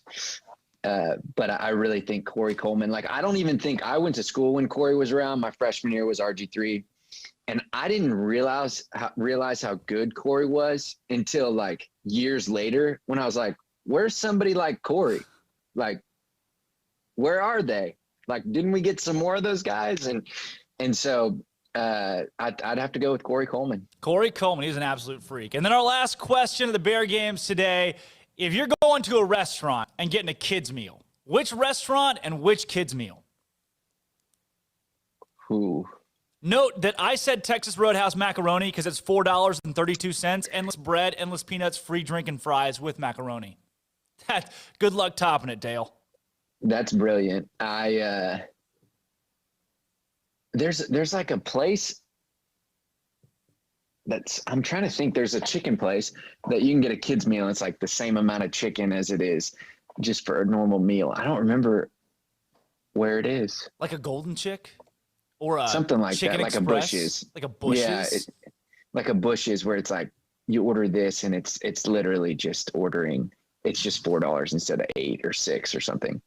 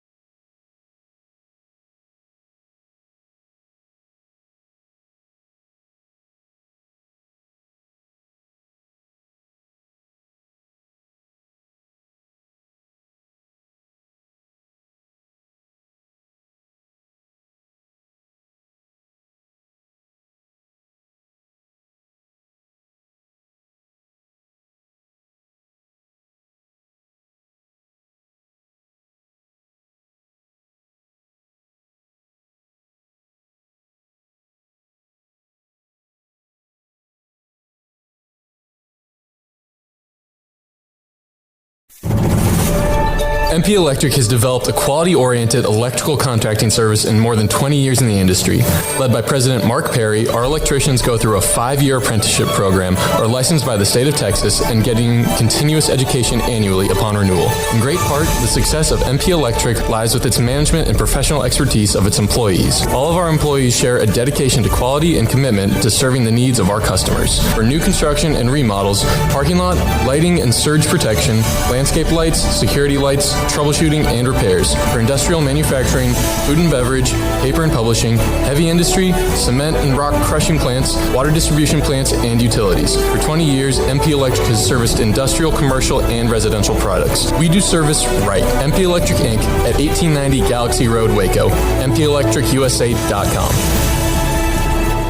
When we moved to Texas, we were like fish out of water. We didn't know anyone in our neighborhood until our Texas Farm Bureau insurance agent came to the house. She was so helpful and reassuring, a friendly face with that Texan hospitality I'd heard about. When we purchased a Texas Farm Bureau insurance policy, we knew we were making the right choice. We knew our family would be protected. Stop by and see our agents at one of our 3 McLennan County locations. Coverage and discounts are subject to qualifications and policy terms and may vary by situation. Southwest Sports Medicine and Orthopedics, the team physician of Baylor Athletics. Our doctors specialize in the diagnosis and treatment of any and all sports-related injuries. Celebrating over a decade of service in Central Texas, our doctors are equipped to handle a wide range of issues, whether it's your foot or ankle, orthopedic spine care, your hand or wrist, knee and shoulder pain, or if you're in need of our arthritis or total joint clinic. Come see us at the new Baylor Scott and White Ted and Sue Getterman Sports and Orthopedic Center. Trusted doctors at Baylor Trust, Southwest Sports Medicine and Orthopedics. Our goal is to get you back in the game. In the market for a quality metal building? Since 1943, Pioneer Steel and Pipe has helped Central Texas residential and commercial customers with metal building design, panel options, building components, and trim options. Pioneer Steel and Pipe's residential line is energy efficient, offers low maintenance, reduces insurance payments, is impact resistant, and carries up to a 45-year limited warranty. In addition, they can also help you find a metal building contractor for your project. Pioneer Steel and Pipe with locations in Waco and Bryan and at pioneersboys.com.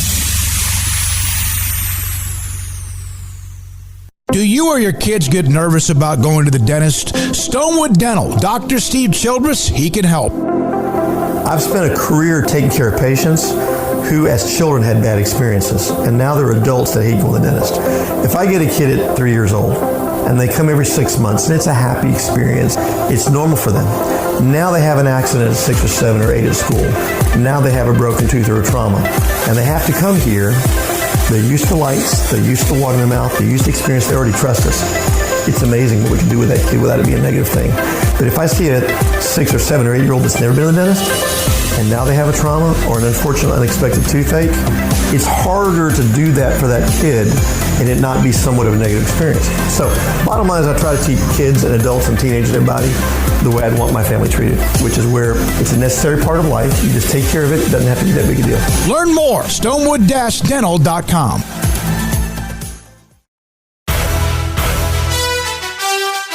Welcome back to Up Tempo on SicEm365 Radio.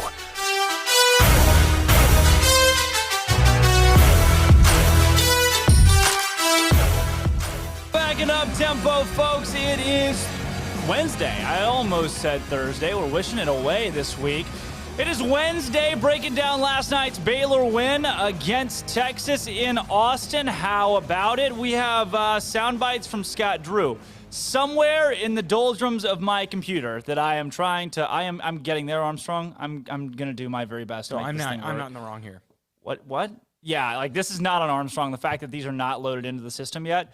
Maybe it's Walking in Waco. I still have Walking in Waco loaded on here. Can I take that off? Yeah. I can? I have that. Oh, sweet. Did you know yesterday was Groundhog Day? Did you know that? Flippin'. I hope that we could get through an entire week without mentioning that yesterday was Groundhog Day. I'm sorry. The single most pointless holiday. No. Who gives a flip? Have you ever actually watched the Groundhog Day? Yeah, when I was in like second grade and they bring Punxsutawney Phil. So I actually watched it yesterday. No, you didn't. Not live, but a replay. I didn't know. I thought just the freaking little. I thought he came out, saw a shadow, and then went back in. Yeah. No, they bring him out and pretend like he speaks to them, and then they translate it, write it on a scroll, and read it out loud. No way. Do you have a video of it? I got to find it because I didn't realize it was that stupid. Please pull it up. I knew it was stupid. I didn't know it was that stupid. Please find something. I will banter about something for the next minute and a half if you can pull up a video of Punxsutawney Phil. I mean, and they literally say like he's speaking groundhogese. There's no way. I'm not making this up. Grown adult people. You're telling me people still celebrate Groundhog Day? That's not a thing. I don't know how you can possibly celebrate. Like, what is there to celebrate? Is Groundhog Day a federal holiday? Also, he sees his shadow, and that means 6 more weeks of winter because the sun's out. And if the sun wasn't out, that would mean it's spring? How does that make any sense? I don't know if... Literally, Armstrong, it's Groundhog Day. Are you trying to make sense of Groundhog Day? I want to understand. I want to understand what this is all about. Also, did you know this is what's happening right now? I will have you know what exactly is happening. I am going through and unloading storage from my Google Drive. I did that the other day. Did you know that your Google Drive will just fill the crap up? You get so many alerts. Hey, I have Groundhog Day. Why is that a thing? Okay, let's play this video of Groundhog Day, I guess, while I'm... Oh, God, I hate this already. All right, hey, it's Groundhog Day. We're taking you... Okay, well, this is a news story. Hold on, I didn't realize that's what this is. It's in Punxsutawney, Pennsylvania? That makes it worse. No, his name's Punxsutawney Phil. Hear ye, hear ye, hear ye. Stop. Now, the second day of February, Stop. 2021. They're reading the scroll after they translated what the Groundhog told them. The 135th annual trek of Punxsutawney Groundhog Club. Punxsutawney Phil, the seer of seers, the prognosticator of all prognosticators. What the flip are they wearing? Was awakened from his burrow at 7:25 a.m. by his handler and friend. His friend. Where few can attend. In Groundhogese, Phil directed the president and the inner circle to his prediction scroll that reads, "It's a beautiful morning, this I can see. Stop. With all my fans viewing virtually. No. My faithful followers being safe and secure. Our tradition of Groundhog Day must endure. I refuse to believe this is real. We have all passed through the darkness of night, but now see hope in morning's bright light. No! But now, When I turn to see, someone else is holding the microphone. A perfect shadow cast of me. 6 more weeks of winter there will be. Is that fake crowd noise? They're literally pumping fake crowd noise. That's fake. Into the Punxsutawney, Pennsylvania, Punxsutawney Phil That's ceremony. absolutely fake. What are those people cheering about? That literally the newswoman craps all over like, why on God's earth are people excited about this? Overcast and snowy. Even she is like, this is stupid. This can't be real. There's actually a pretty rare This is prediction. courtessy of CBS. This is courtesy of CBS. Since the late 1800s. What did you just put me through? She really gets, how could you have seen that it was overcast? That's not real, man. Freaking Punxsutawney Phil. Groundhog Day is a real thing. Oh man, that hurts my heart. You know, I'm loading the Scott Drew thing in here. You know what? You know how long it's supposed to take for Scott Drew to make it into my Google Drive right now, so you guys at home can listen to Scott Drew, which I want you to do. It's going to take the exact length of one walking in Waco. So there's only one thing we can do to fill this time. Armstrong. I'm trying to find it. Oh, here we go. MP Electric has developed a quality-oriented electrical contracting service in more than 20 years in the industry. Led by President Mark Perry, our electricians go through a 5-year apprenticeship program, are licensed by the state of Texas, and getting continuous education annually upon renewal. In great part, the success of MP Electric lies with its management and professional expertise of its employees. All of our employees share a dedication to quality and commitment to serving the needs of our customers. For new construction and remodels, parking lot, lighting and surge protection, landscape lights, security lights, troubleshooting, and repairs. For industrial manufacturing, food and beverage, paper and publishing, heavy industry, cement and rock crushing plants, water distribution plants, and utilities. For 20 years, MP Electric has serviced industrial, commercial, and residential products. We do service right. MP Electric Inc. at 1890 Galaxy Road, Waco. MPElectricUSA.com. When we moved to Texas, we were like fish out of water. We didn't know anyone in our neighborhood until our Texas Farm Bureau insurance agent came to the house. She was so helpful and reassuring, a friendly face with that Texan hospitality I'd heard about. When we purchased a Texas Farm Bureau insurance policy, we knew we were making the right choice. We knew our family would be protected. Stop by and see our agents at one of our 3 McLennan County locations. Coverage and discounts are subject to qualifications and policy terms and may vary by situation.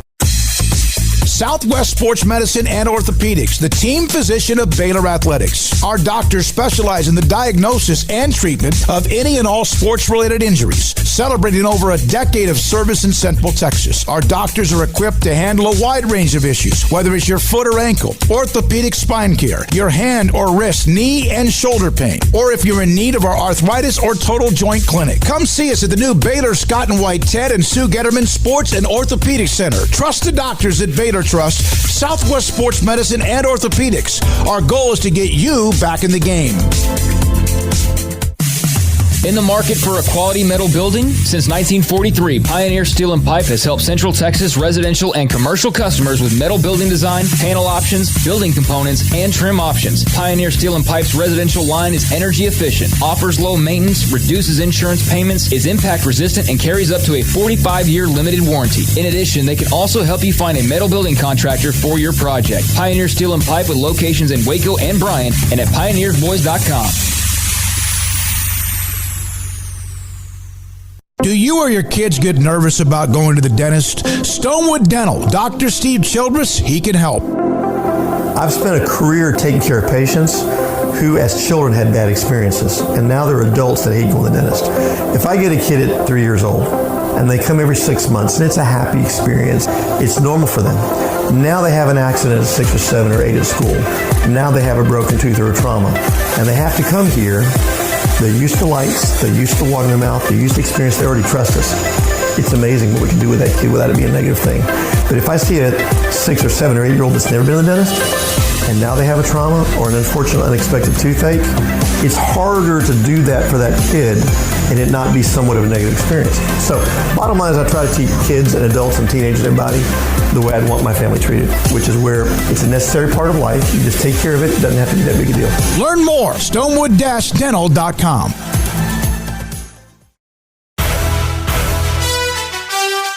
Welcome back to Up Tempo on SicEm365 Radio.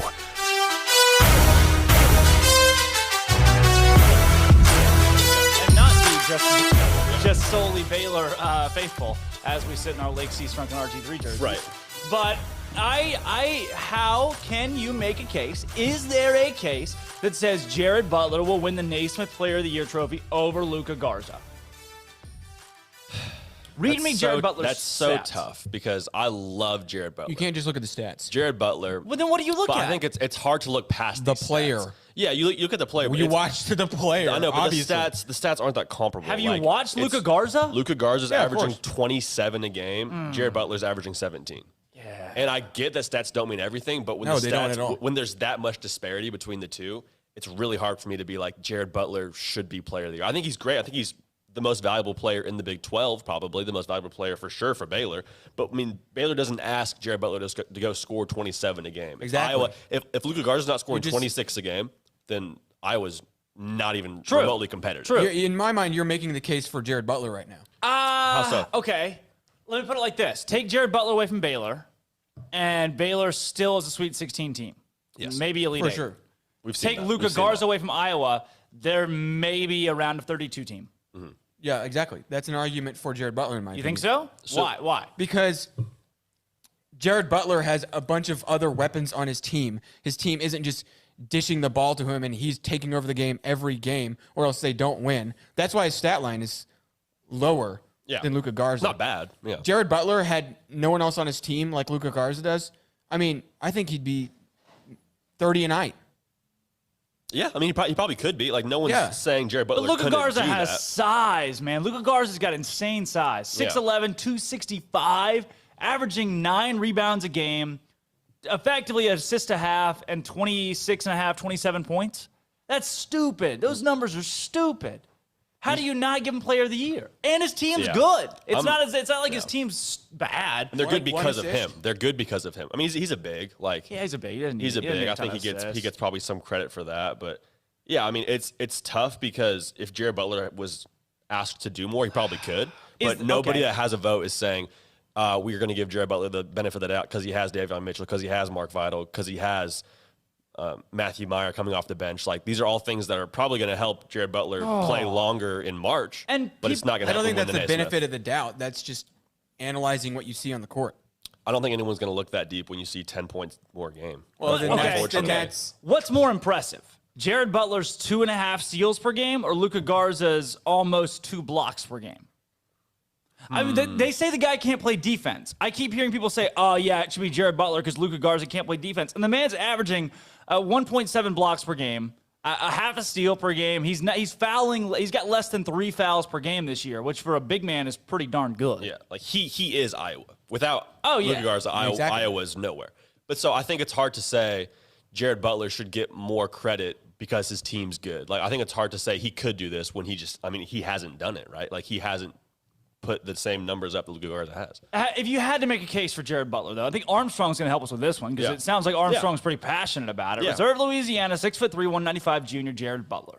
What is your case that says Jared Butler is the National Player of the Year?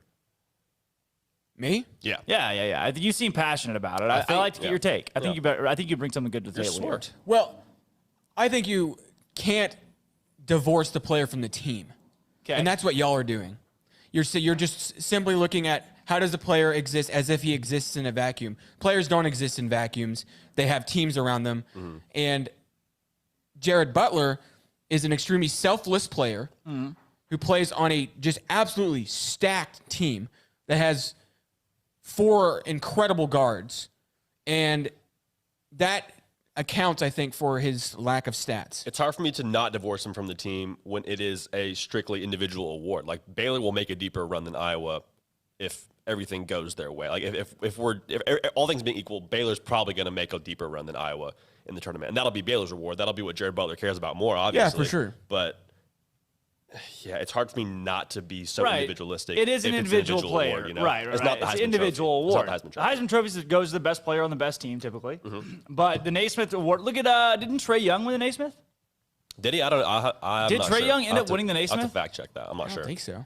I would hope not. He's probably considered for it. He was up for it for sure. He was averaging what, like 30 plus a game? That was unbelievable. Oklahoma was pretty average. I think Ben Simmons was even up for the Naismith at a certain point, and LSU missed the tournament. Yeah. Also, Ben Simmons was not. I don't know if he played very much in his college career. Did he? No. I think he was like considered though, wasn't he? Wasn't he at least like in the conversation for a minute? Maybe. I could see it. I just look at the history of the players. The last few. So Obi Toppin, obviously Zion, Jalen Brunson, Dayton. What did Dayton do last year? Yeah, see, I don't even know. I have no idea. Right. No idea. It doesn't go to the best player on the best team. I just don't. I mean, what is the case to say? For sure doesn't, obviously. Jared Butler, from a statistic standpoint, bam. Look at it. Like, you compare stats. Offensively, defensively, maybe Jared Butler's the better defensive player. I would agree with that. I like that take. But Luka Garza is not necessarily an awful defender. Yeah. He can be the best offensive player in the country, which I would say he is at 28 points or 27 points per game, and then 9 rebounds per game. And then maybe his defense is just average. Look, don't get me wrong. I agree with you. I think Luka Garza is the best player in college basketball right now and should win that award. But I take issue with y'all just yelling stats. Just stats. It's not just stats. It shouldn't be just stats. And maybe has become just stats, and that's a problem. That's what I'm saying. I like it. This on the text line says Jared is more well-rounded, better D. Look at what John Gassaway said. I think John is one of the writers that put in by the Numbears had tweeted something along the lines of, "Hey, Jared Butler should be national player or could be national player of the year." In the end of this, I think Jared Butler he's better rounded. He is well rounded, even more so than Luka Garza. That said, I don't know if you could strip Luka Garza of that award strictly looking at what has been done on the court. And awards are tricky. Like Jared Butler, in my opinion, will have a longer, better career in the NBA than Luka Garza. But for the sake of this award, probably going to be Luka Garza based on his statistics and what he means to Iowa and what they ask him to do night in and night out. Because when you look at the numbers, because they definitely look at the numbers when it comes to the Naismith Award. Like they're definitely going to sit down and say, okay, what have they done stat wise? Like they're going to look at that and see that he has 10 more points a game and be like, Jared Butler, awesome player.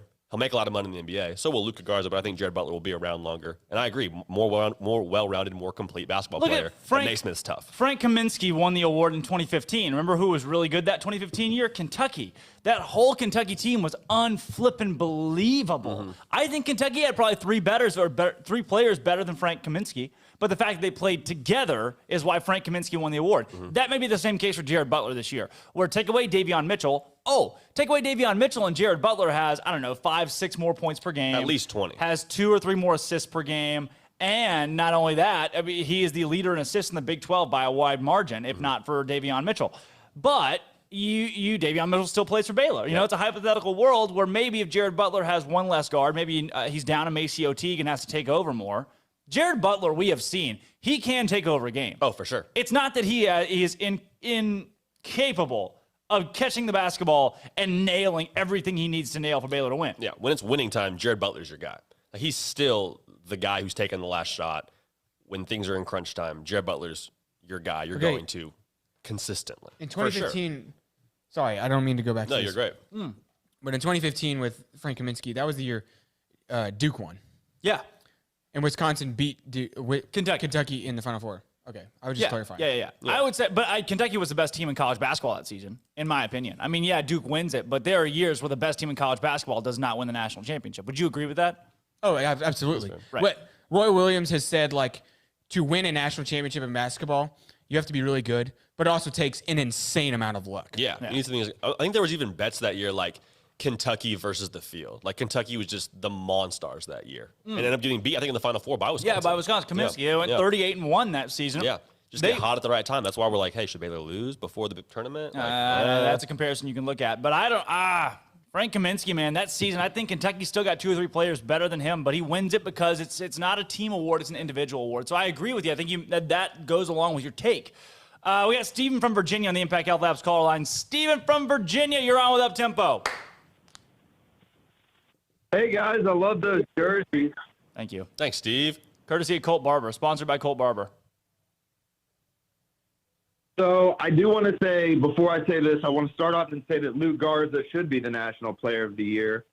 Right now where it stands, he's shooting almost 60% from the field, and that's ridiculous in itself. But I'd like to make a case for Jared Butler because I would like to start with the fact that he is the best player on the best team. And I'd also like to say that Jared Butler has shot 33% or better from three-point land in 14 of 17 games. He is consistent. His numbers may not be as good as Luke Garza, but I really think that we're on a crash course for a game of the century where Gonzaga and Baylor line up in the national championship game, a true 1-2, without either having lost a game. That'd be if that insane. happens, history needs to remember this as a USC-Texas game of the century like that Rose Bowl was. And if that's the case, then the players of the year should be littered with Gonzaga and Baylor players, and because history needs to remember how great these teams were. And history needs to give them credit, because I don't think you can take away from these teams and say, well, they did it during COVID.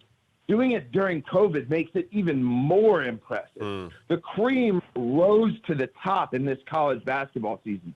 The great teams were great because of their discipline, their maturity, their togetherness, their ability to make the basketball work. And that's why Gonzaga and Baylor are where they are. Baylor especially. Baylor is older than the Chicago Bulls. So if I think we get to a point, and I know voting stops at a certain point, but if we look at this realistically and say, we could get Gonzaga, Baylor, each undefeated for the national title. This is an all-time historic season, and Luke Garza is just going to be a footnote. You're going to say, well, he was the leading scorer, or he scored the most points in the country, and Luke Garza is a great player. He's a 4-year player. He's the whole eye of the Iowa team, but I really got to say, history has to remember how great these teams were. I really will be on that cause.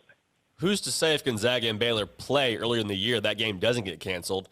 Jared Butler goes for about 30. I don't know if it makes him the player of the year, but it has to move the needle a little bit. Would you agree? I would think so. And I think, we want that game to be rescheduled so bad, and we wish we had gotten that game. And, I feel like it's something like, how Charlie Brewer's relatives all played quarterback for Texas.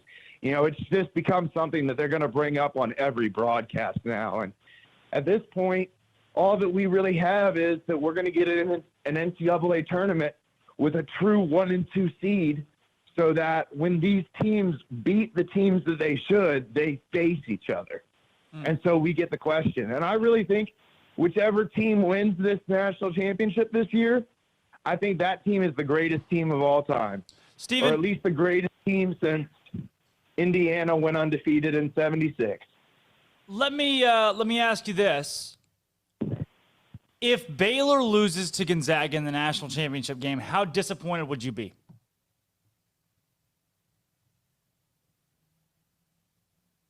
I think I'm a more realistic person than I used to be. I think I would be really upset for about an hour.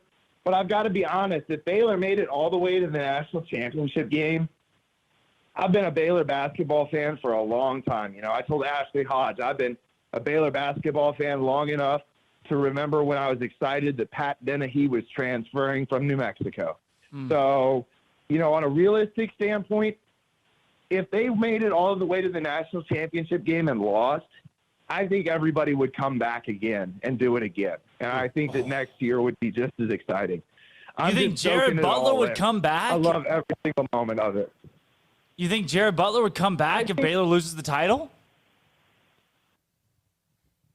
I think if Jared Butler's doesn't get if I was Jared Butler and they told me that even though I was by far the best player in college basketball, that I was not going to be drafted in the top 20, I would come back to win a national championship.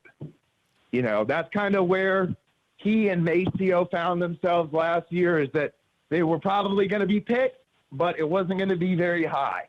And if that's the case, you know, it's a lot more, you get a lot more publicity. It's a lot more fun to be on the number one basketball team in America than it is to be playing for the Sioux Falls, whatever they are, or to be playing in the G League. I think it's a lot more fun to be playing at Baylor at Farrell Center. Maybe come back next year. Maybe for a couple of these guys. Full stadium. I mean, for a couple of these guys, maybe, but Jared Butler's gone, and Davion Mitchell's gone. We're watching their last stretch of Big 12 play as we speak. There's a 0% chance Jared Butler comes back, in my opinion. I hope I'm wrong. I'd love to see him play again. There's really? a small percent. Really? More than zero? More than zero. Zero is pretty low. Zero is about as low as it gets. Yeah, but that's true. Steven, Bear games? I'd love some Bear games. Well, this question today comes from my incompetence, and that is the fact that I left my clothes, my laundry in the washing machine overnight. So as I researched this to find out if my clothes were ruined, I found out there's a huge rift on the internet of people that leave their laundry in the washer overnight. I'm not one of those people, but I am now. Sure. Steven, how long do you leave your clothes in the washer post-wash? So when I'm doing laundry, I have a pretty good system. I set out like a time in the week, and I get all my laundry done at that point, because if you leave your laundry in the washing machine wet for too long, it will smell. Yep. And then, so I have always done it on a routine basis. So, second question here: what is the worst movie of all time? The worst movie of all time. Have you all ever seen that movie, Mr. Magoo? No. Oh, I like the shop where he has the toy shop. Mr. Magoo was like a cartoon about this dude who's pretty much blind and gets into all these kind of tricky situations, but never knows he's in them because he can't see. And Disney made a movie with like Leslie Nielsen, and I thought it was really great when I was like 6 years old, but I turned it on a while ago, and that is the worst movie I have ever seen. So apologies to Leslie Nielsen. Because it's made for children. Wow. All right, thanks for your call, Steven. Later, guys. See you, Steve. I got it NBA on ESPN. Per ESPN, 2021 NBA mock draft pulled up here. Yeah, I was looking for that. Who is the number one pick in the 2021 NBA mock draft, you think, per ESPN? It's crazy. Is it Cade Cunningham? My guess would be Cade Cunningham too, or someone you've never heard of. It's Cade Cunningham. Really? It is Cade Cunningham. No kidding. I have not been that impressed. Yeah, I mean, I didn't get to see him up close against Baylor, which was what I was really excited to see, which was going to make the real metric for me of how legit is Cade Cunningham. But yeah, there's not a single player. I am older than every single one of these players until pick number 10. That's the worst. Gosh, time flies when you're getting older. That's kind of insane. It's pretty whack. There's not a single player in the first round that's older than you. I now have how about that? Why am I not in the NBA? Because I'm 5'11" and can't shoot. But I actually have a rule now where I don't wear a jersey of someone that's younger than me. That's my new rule of thumb, and it's a pretty dark rule because it's getting harder and harder to find those jerseys. It's dark. Yikes. It's not cool. You got Cade Cunningham at 1, Evan Mobley from USC, then Jalen Green from the G League Ignite. Yeah. The whole internship thing they're doing now. Yeah, like you get New Balance intern. Jalen Suggs of Gonzaga is a top 5 pick here. Jalen Johnson of Duke, Keon Johnson of Tennessee, top 10. Sharif Cooper is at 9. Wow. Corey Kispert of Gonzaga is at 10. 2 Gonzaga players in the top 10. Where would you guess we find our first Baylor player? I'm going to say Jared Butler's 17. 17, Jared Butler. 22. Jared Butler, 22. Jared Butler at 22. Where would you say you find your second Baylor Bear? Davion Mitchell.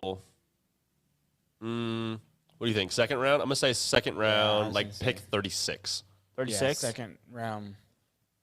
I don't know. Maybe even Specific later than that. picks? I don't know. Yeah. I'm going to say 42, actually. 42, David Mitchell. It is pick number 30, where we find our first 29. I'm sorry, 29, where we find our first Baylor Bear. Dang. Davion Mitchell. Really? To the LA Clippers.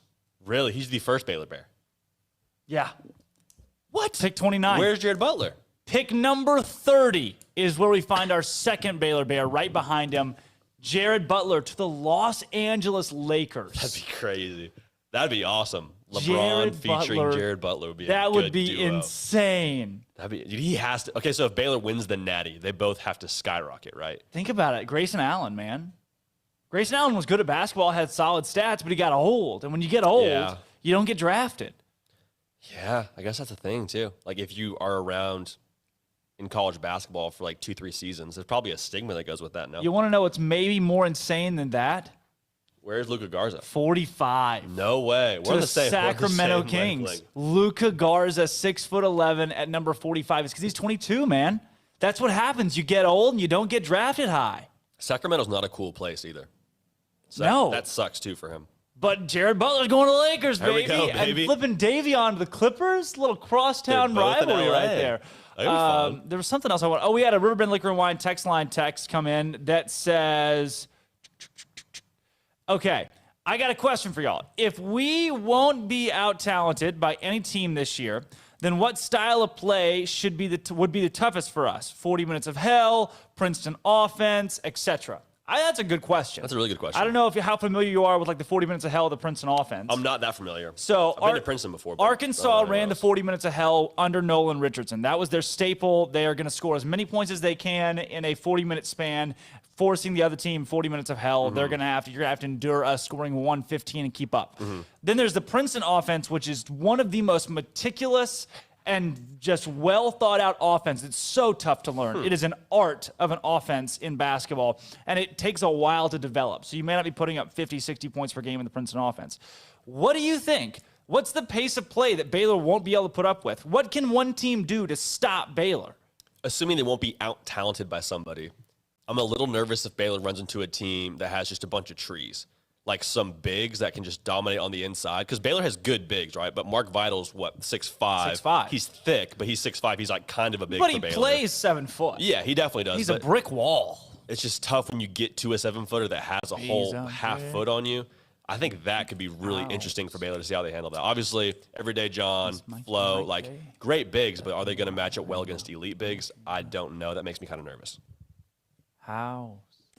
Mark Vital's a brick house. He is a brick house. He's mighty. I would not run into him full speed. I think you make a very good point there. Look at like Purdue 2 years ago. They had Haas and the other big guy that were both like 7'4", just the Slovenians that were throwing it down low. I mean, who's going to stop that? But you are going to have an Azubuike. You're going to have to have a Kevin Sampson at TCU. I like a lot. I think he should come into his own.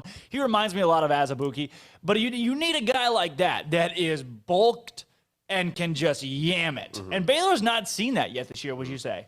No, they haven't. Not that they can't stop. Yeah, not that they've had problems with. What about Garza? No.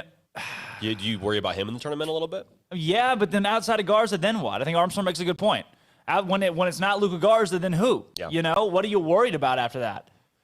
Jack Wheeler commenting, worst film of all time is either Battlefield Earth or The Last Airbender. I like MP Electric has developed a quality-oriented electrical contracting service in more than 20 years in the industry. Led by President Mark Perry, our electricians go through a 5-year apprenticeship program, are licensed by the state of Texas, and getting continuous education annually upon renewal. In great part, the success of MP Electric lies with its management and professional expertise of its employees. All of our employees share a dedication to quality and commitment to serving the needs of our customers. For new construction and remodels, parking lot, lighting and surge protection, landscape lights, security lights, troubleshooting and repairs. For industrial manufacturing, food and beverage, paper and publishing, heavy industry, cement and rock crushing plants, water distribution plants, and utilities. For 20 years, MP Electric has serviced industrial, commercial, and residential products. We do service right. MP Electric Inc. at 1890 Galaxy Road, Waco. MPElectricusa.com. When we moved to Texas, we were like fish out of water. We didn't know anyone in our neighborhood until our Texas Farm Bureau insurance agent came to the house. She was so helpful and reassuring, a friendly face with that Texan hospitality I'd heard about. When we purchased a Texas Farm Bureau insurance policy, we knew we were making the right choice. We knew our family would be protected.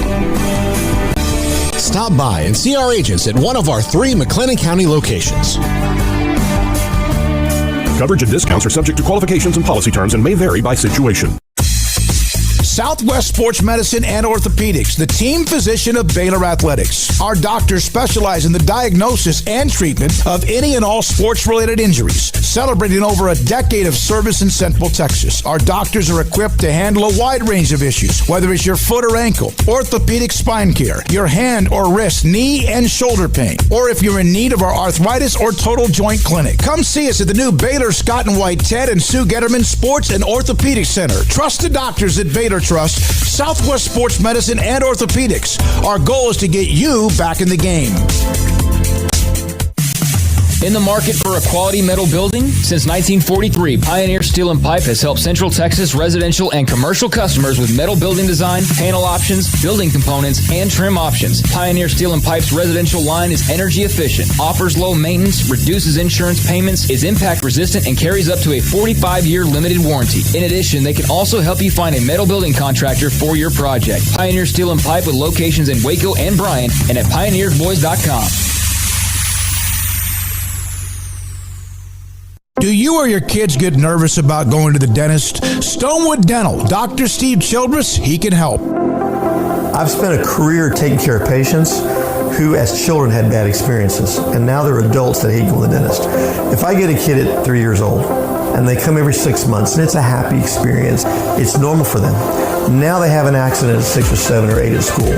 Now they have a broken tooth or a trauma, and they have to come here. They're used to lights, they're used to water in their mouth, they're used to experience, they already trust us. It's amazing what we can do with that kid without it being a negative thing. But if I see a 6 or 7 or 8 year old that's never been to the dentist, and now they have a trauma or an unfortunate unexpected toothache, it's harder to do that for that kid and it not be somewhat of a negative experience. So bottom line is I try to teach kids and adults and teenagers and everybody the way I'd want my family treated, which is where it's a necessary part of life. You just take care of it. It doesn't have to be that big a deal. Learn more, stonewood-dental.com.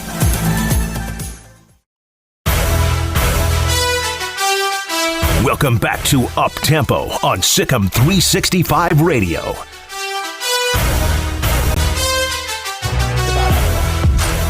Jack Wheeler commenting, worst film of all time is either Battlefield Earth or The Last Airbender. I like Last Airbender. Okay, you know, somebody told me, I thought it was okay. I thought it was fine. It wasn't the worst ever. Somebody told me that they thought the Avatar movie, the blue Avatar movie, was the worst ever? It's one of the worst movies of all time. No. You know Rotten Tomatoes rates that movie like top. Really? Was it you telling me that? No, I didn't say that, but it's not great. Why? I liked it. Why is it not great? It was made for, hold on. It was made for, a lot of the movie was shaped around the IMAX 3D experience. Yeah. Right. Which actually, when you watch it not in that, takes away from the movie. The Maybe- story itself, in my opinion, is not that amazing. I also thought Shutter Island was like a top 10 movie on IMDb. It's like 120 something. 52, yeah. So 152. It's like my gauge may be pretty off, but I enjoyed Avatar. I enjoy it. Like, I could sit down and watch that movie, but it's not like a, wow, this is incredible. It definitely did not deserve to be the highest grossing film of all time, I'll tell you that. Very glad In-Game put a stop to that, because it did not deserve that. Sorry. No. What was your nomination for worst movie ever? Blade Runner. Blade Runner, okay. The original Blade Runner. Haven't seen that. Terrible. Gotcha. Absolute trash. I would say the worst movie. This is a hot take, too. There are people. I think I know what you're going to say, but go ahead. What am I going to say? I think you're going to say Polar Express. Freaking Polar Express is the worst movie. I like Polar Express. It is unbelievably bad. Dude, I'm the odd man out on all these. It's so trash. I like Polar Express. Polar There's another movie that was Tom made. Hanks? It was made for the 3D experience, and then they thought, oh, it'll just be great because people like technology and it'll be 3D and it's cool. I liked not putting Like any Spy thought. Kids 4 or Spy Kids 3. Put no thought into the story. Spy Kids 3, you watch it in theaters, you're like, whoa, it's coming at me. And you watch it at home, and you're like, what are these crap graphics? But like Polar Express, the story is like it's a book. Like Polar Express, the story wasn't the issue. The story of Polar Express is timeless. Okay, yeah. If that's the issue. Yeah, I think the story's okay. Timeless. But when you think about That's like kind of the a staple, actual right? what they I put don't together, know. the animation's not good. Animation. Tom Hanks is not good. Tom Around Hanks plays Christmas like time, 7 of the characters. It's creepy. I wouldn't watch it any other time besides the month of All December. aboard. Dude, I kind of like it. I kind of think it's Tom cool. Hanks did put that movie on his He back. did, because they couldn't But- find anybody else that wanted to do the movie. And they're But- like, all right, Tom Hanks, you are now playing 11-year-old boy, and action. He must have I'm just on been. the Polar Express. He Thank you, must Tom have Hanks. just been grinding in the He studio. was grinding. He just was grinding. sleeping in the studio. He sings is all all of the the songs. characters. Bipolar Like- disorder. I will not stop for anybody. That is the single worst movie of all time. It's bad. It's really bad. What's worse? I'm trying to think. See, I don't It's know what really my nomination bad. would be. I think I'm kind of in. It's you know scary. what? You know, it's probably not the worst movie of all time, but I really didn't enjoy was Soul. Whoa! People love Soul. I didn't like Soul. I've heard mixed. People are mixed going back and opinions. Yeah, forth. There it's is a rift too. The reason we're actually doing this segment right now. This is Lane McCalman. This is a shout out to you, Lane. She put it on her story and said Lane. Soul is the worst movie of all time. Really? And I was like, whoa! hot take. I've probably seen I worse understand movies, it. but I don't like Soul. I understand it. I understand the You have take. to have an affinity for art. No, no. The story's bad. The ending sucks. The ending was trash. Why? It was a great message. No, it was not. I actually disagree with that. I think Soul? the message should have been, a good message would have been, he realizes that being a teacher is actually a worthwhile thing. And that what he was doing was actually, had value, but he just didn't realize it because he had his eyes fixed on other things. But no, they made it like, at the end, it was like, okay, yeah, actually, that teaching was bad, and you do need to be a rock star. It's like he should have He realized. got to live his dream and realize what was important. Hold on. He should have just had his Text eyes open. Lane McCalmont. We are currently on the radio show right now arguing about whether Soul is a good movie or not. And Siri? my other two partners say that it sucks. There's no way Siri got all that. That's impressive. It did. I will say I have my nomination for worst movie I've seen. Yeah, I want to hear it. Where the Game Stands Tall is atrocious. I've never seen it. Based on a true Is story. that the one Madison Pettis and The Rock? No, that's the game plan. That's not the game I plan. actually enjoyed that more. Game plan. I kind of enjoy a game plan. Where the Game Stands Tall is based on a true story about De La Salle football. I had such high expectations, hated it. It starts in the hospital room? Really didn't like it. Really Why didn't like don't you like it? it just felt so cheesy to me. Like They won the state title. The championships. Have you ever seen a non-cheesy sports movie? Good dude, point. Remember the Titans, I think. Maybe Yeah, watching I- it back's kind of cheesy. I've got a bad hot take that I'm going to get canceled for this. Oh, don't say anything about Yeah, Remember don't the say it. Titans. I like Remember the Titans. I'm going to get canceled for that. It's not Remember the Titans. You ever seen the movie Greater? No. Okay, Brandon Burlsworth's story. Staple in the state of Arkansas. The dude was a walk-on, played for the U of A, could have gone to Tech on scholarship, decides to go to Fayetteville instead, works his way up to the starting offensive lineman, becomes an All-American, lineman of the year. He gets drafted first round, going to the Colts. He's going to be a starter, dies in a car accident. Crazy story, man. The dude plays like this close to a national championship. Unbelievable. But then there was the movie. It's not a good movie. The movie's good. I think good is subjective, obviously. The movie's good, but the budget was low. So like basically kind of one of the plot like a subplot of the movie is where he shows up and he's really fat when he gets to the university. And so they're like, no, we got to work him down. He needs to be like chiseled lineman shape, not fat guy shape. But instead of like legitimately making it look like the actor is fat, they just put extra t-shirts on him. And That's tough. Yeah, and I couldn't get past that part. So the whole movie was ruined for you because they put extra T-shirts on him in one scene. Throughout like the whole he's like the grinding scenes, where he's getting skinny, and it's like, all right, take off 3 T-shirts. Like, oh man, that guy's dropped 6 pounds. Like, hey, when you're on a budget, not to mention not a there bad are idea. 0 brands in the show, so it's just like, yeah, that guy's wearing an all red T-shirt, and that guy is in a unbranded hat. The story's good. That's tough. Watch movies. It's very rare to someone wear a branded hat or shirt in any movie. I don't see why. I'll start paying attention to that. Yeah. I don't see why anyone outside of the state of Arkansas would really connect as much with the movie. Probably because like there are a ton of cameos for Arkansas people. So like a bunch of radio hosts that I grew up listening to were in the movie with like cameos. Oh, that's cool. Houston Nutt was in there as a janitor. You know, his old football coach was a janitor in the movie. Like cute stuff like that. You wouldn't notice unless you knew the story. My roommate came home one day. I was like, bro, Greater, insane. Good movie. Is he from Arkansas? No. He's from Kearns, Texas. Kearns. Shout out That Tate. works. But what do I say another to bad that? movie? What? Sorry, I don't mean to continue. I love this. it. No. Atlantic Rim. Haven't seen it. It's a Pacific Rim knockoff. No. Yeah, it's real. That's bad. I watched it. It's so bad. Yeah, so what's the worst sports Sharknado movie? 4. It's a worst sports movie? Yeah, what's a bad sports movie? Dude, Game Stands Tall still takes the cake. People for hate me. Rudy. People hate I Rudy. kind of like Rudy. I haven't seen Rudy in a long time. He was offsides, though. He was offside. He was offside. Way offside. I'm trying to think of bad sports movies. Did you know, this is a crazy fact today. This should be on this would have been in our fact game. We're doing take 3 later on. Did you know that Rudy was filmed at an actual Notre Dame game? No. So this is like 1993, all right? Armstrong, you're going to like this too. Colt, you'll love it.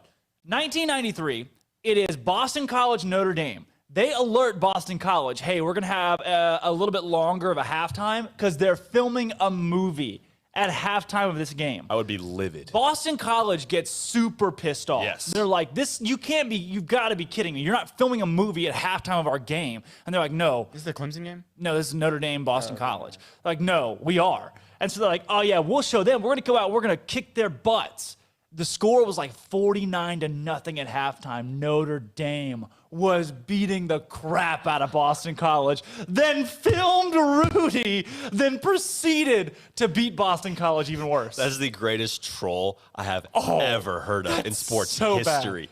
I'd be livid if I was that coach. How do you explain that to your AD afterwards? Like, hey, we got beat by 50 and then they filmed a movie at half. Like, dude, during social media, like if social media was around, they would have gotten just destroyed on the Twitter sphere. That'd been hilarious. Oh, but then if you're Boston College, the movie Rudy was shot over the course of several weeks, but it was during halftime of Notre Dame's 1992 game against Boston College that the famous final scene was filmed. Oh, That's so funny. That's so funny. That's tough, man. You hate to see stuff like that. Hey, by the way, if anyone wants to watch Atlantic Rim, the full thing is free on YouTube. Oh, really? Why would you do that? I'm sold. Why are you? I know what I'm doing You today. should watch it on the show. Somebody asked on the Riverbend Liquor and Wine text line. We're going to hit a break, and then come back with Sick 'em Pick 'em and take 3. Can someone talk about Carrington's return and if she should start? I like this question. Dejanay.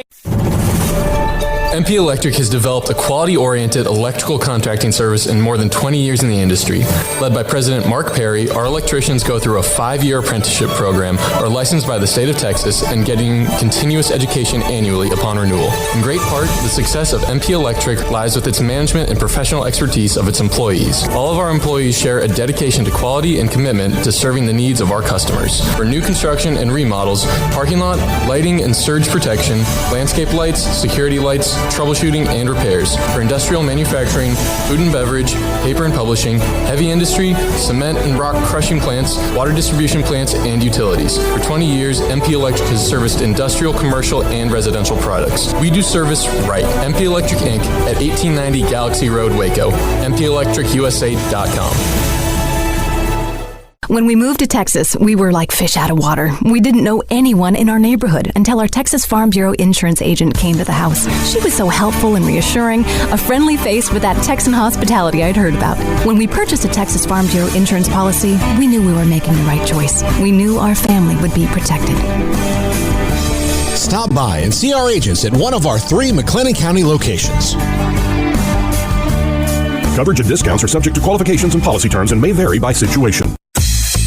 Southwest Sports Medicine and Orthopedics, the team physician of Baylor Athletics. Our doctors specialize in the diagnosis and treatment of any and all sports-related injuries. Celebrating over a decade of service in Central Texas, our doctors are equipped to handle a wide range of issues, whether it's your foot or ankle, orthopedic spine care, your hand or wrist, knee and shoulder pain, or if you're in need of our arthritis or total joint clinic. Come see us at the new Baylor Scott and White Ted and Sue Getterman Sports and Orthopedic Center. Trust the doctors at Baylor Trust, Southwest Sports Medicine and Orthopedics. Our goal is to get you back in the game.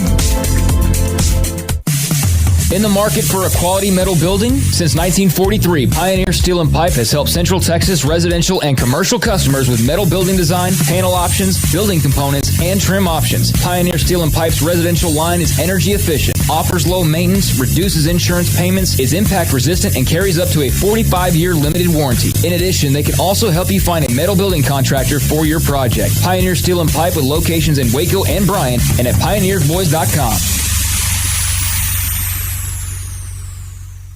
Do you or your kids get nervous about going to the dentist? Stonewood Dental, Dr. Steve Childress, he can help. I've spent a career taking care of patients who as children had bad experiences, and now they're adults that hate going to the dentist. If I get a kid at 3 years old and they come every 6 months and it's a happy experience, it's normal for them. Now they have an accident at 6 or 7 or 8 at school. Now they have a broken tooth or a trauma, and they have to come here. They're used to lights, they're used to water in their mouth, they're used to experience, they already trust us. It's amazing what we can do with that kid without it being a negative thing. But if I see a 6 or 7 or 8 year old that's never been to the dentist, and now they have a trauma or an unfortunate unexpected toothache, it's harder to do that for that kid and it not be somewhat of a negative experience. So bottom line is I try to teach kids and adults and teenagers and everybody the way I'd want my family treated, which is where it's a necessary part of life. You just take care of it. It doesn't have to be that big a deal.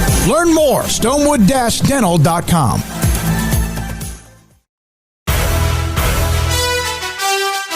Welcome back to Up Tempo on SicEm365 Radio.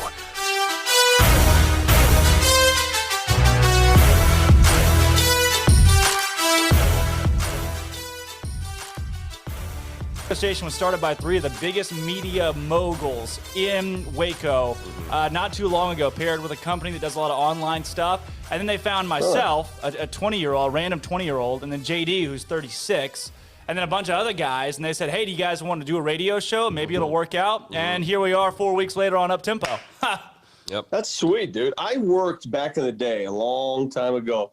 I worked in Austin, Texas. This was in the early 90s. When Peter Gardere was the quarterback of the Texas Longhorns. So we used to come up to Baylor all the time, and I'd make my way through Waco up to Dallas and stuff. So I know that area pretty well. I miss it. You guys look good.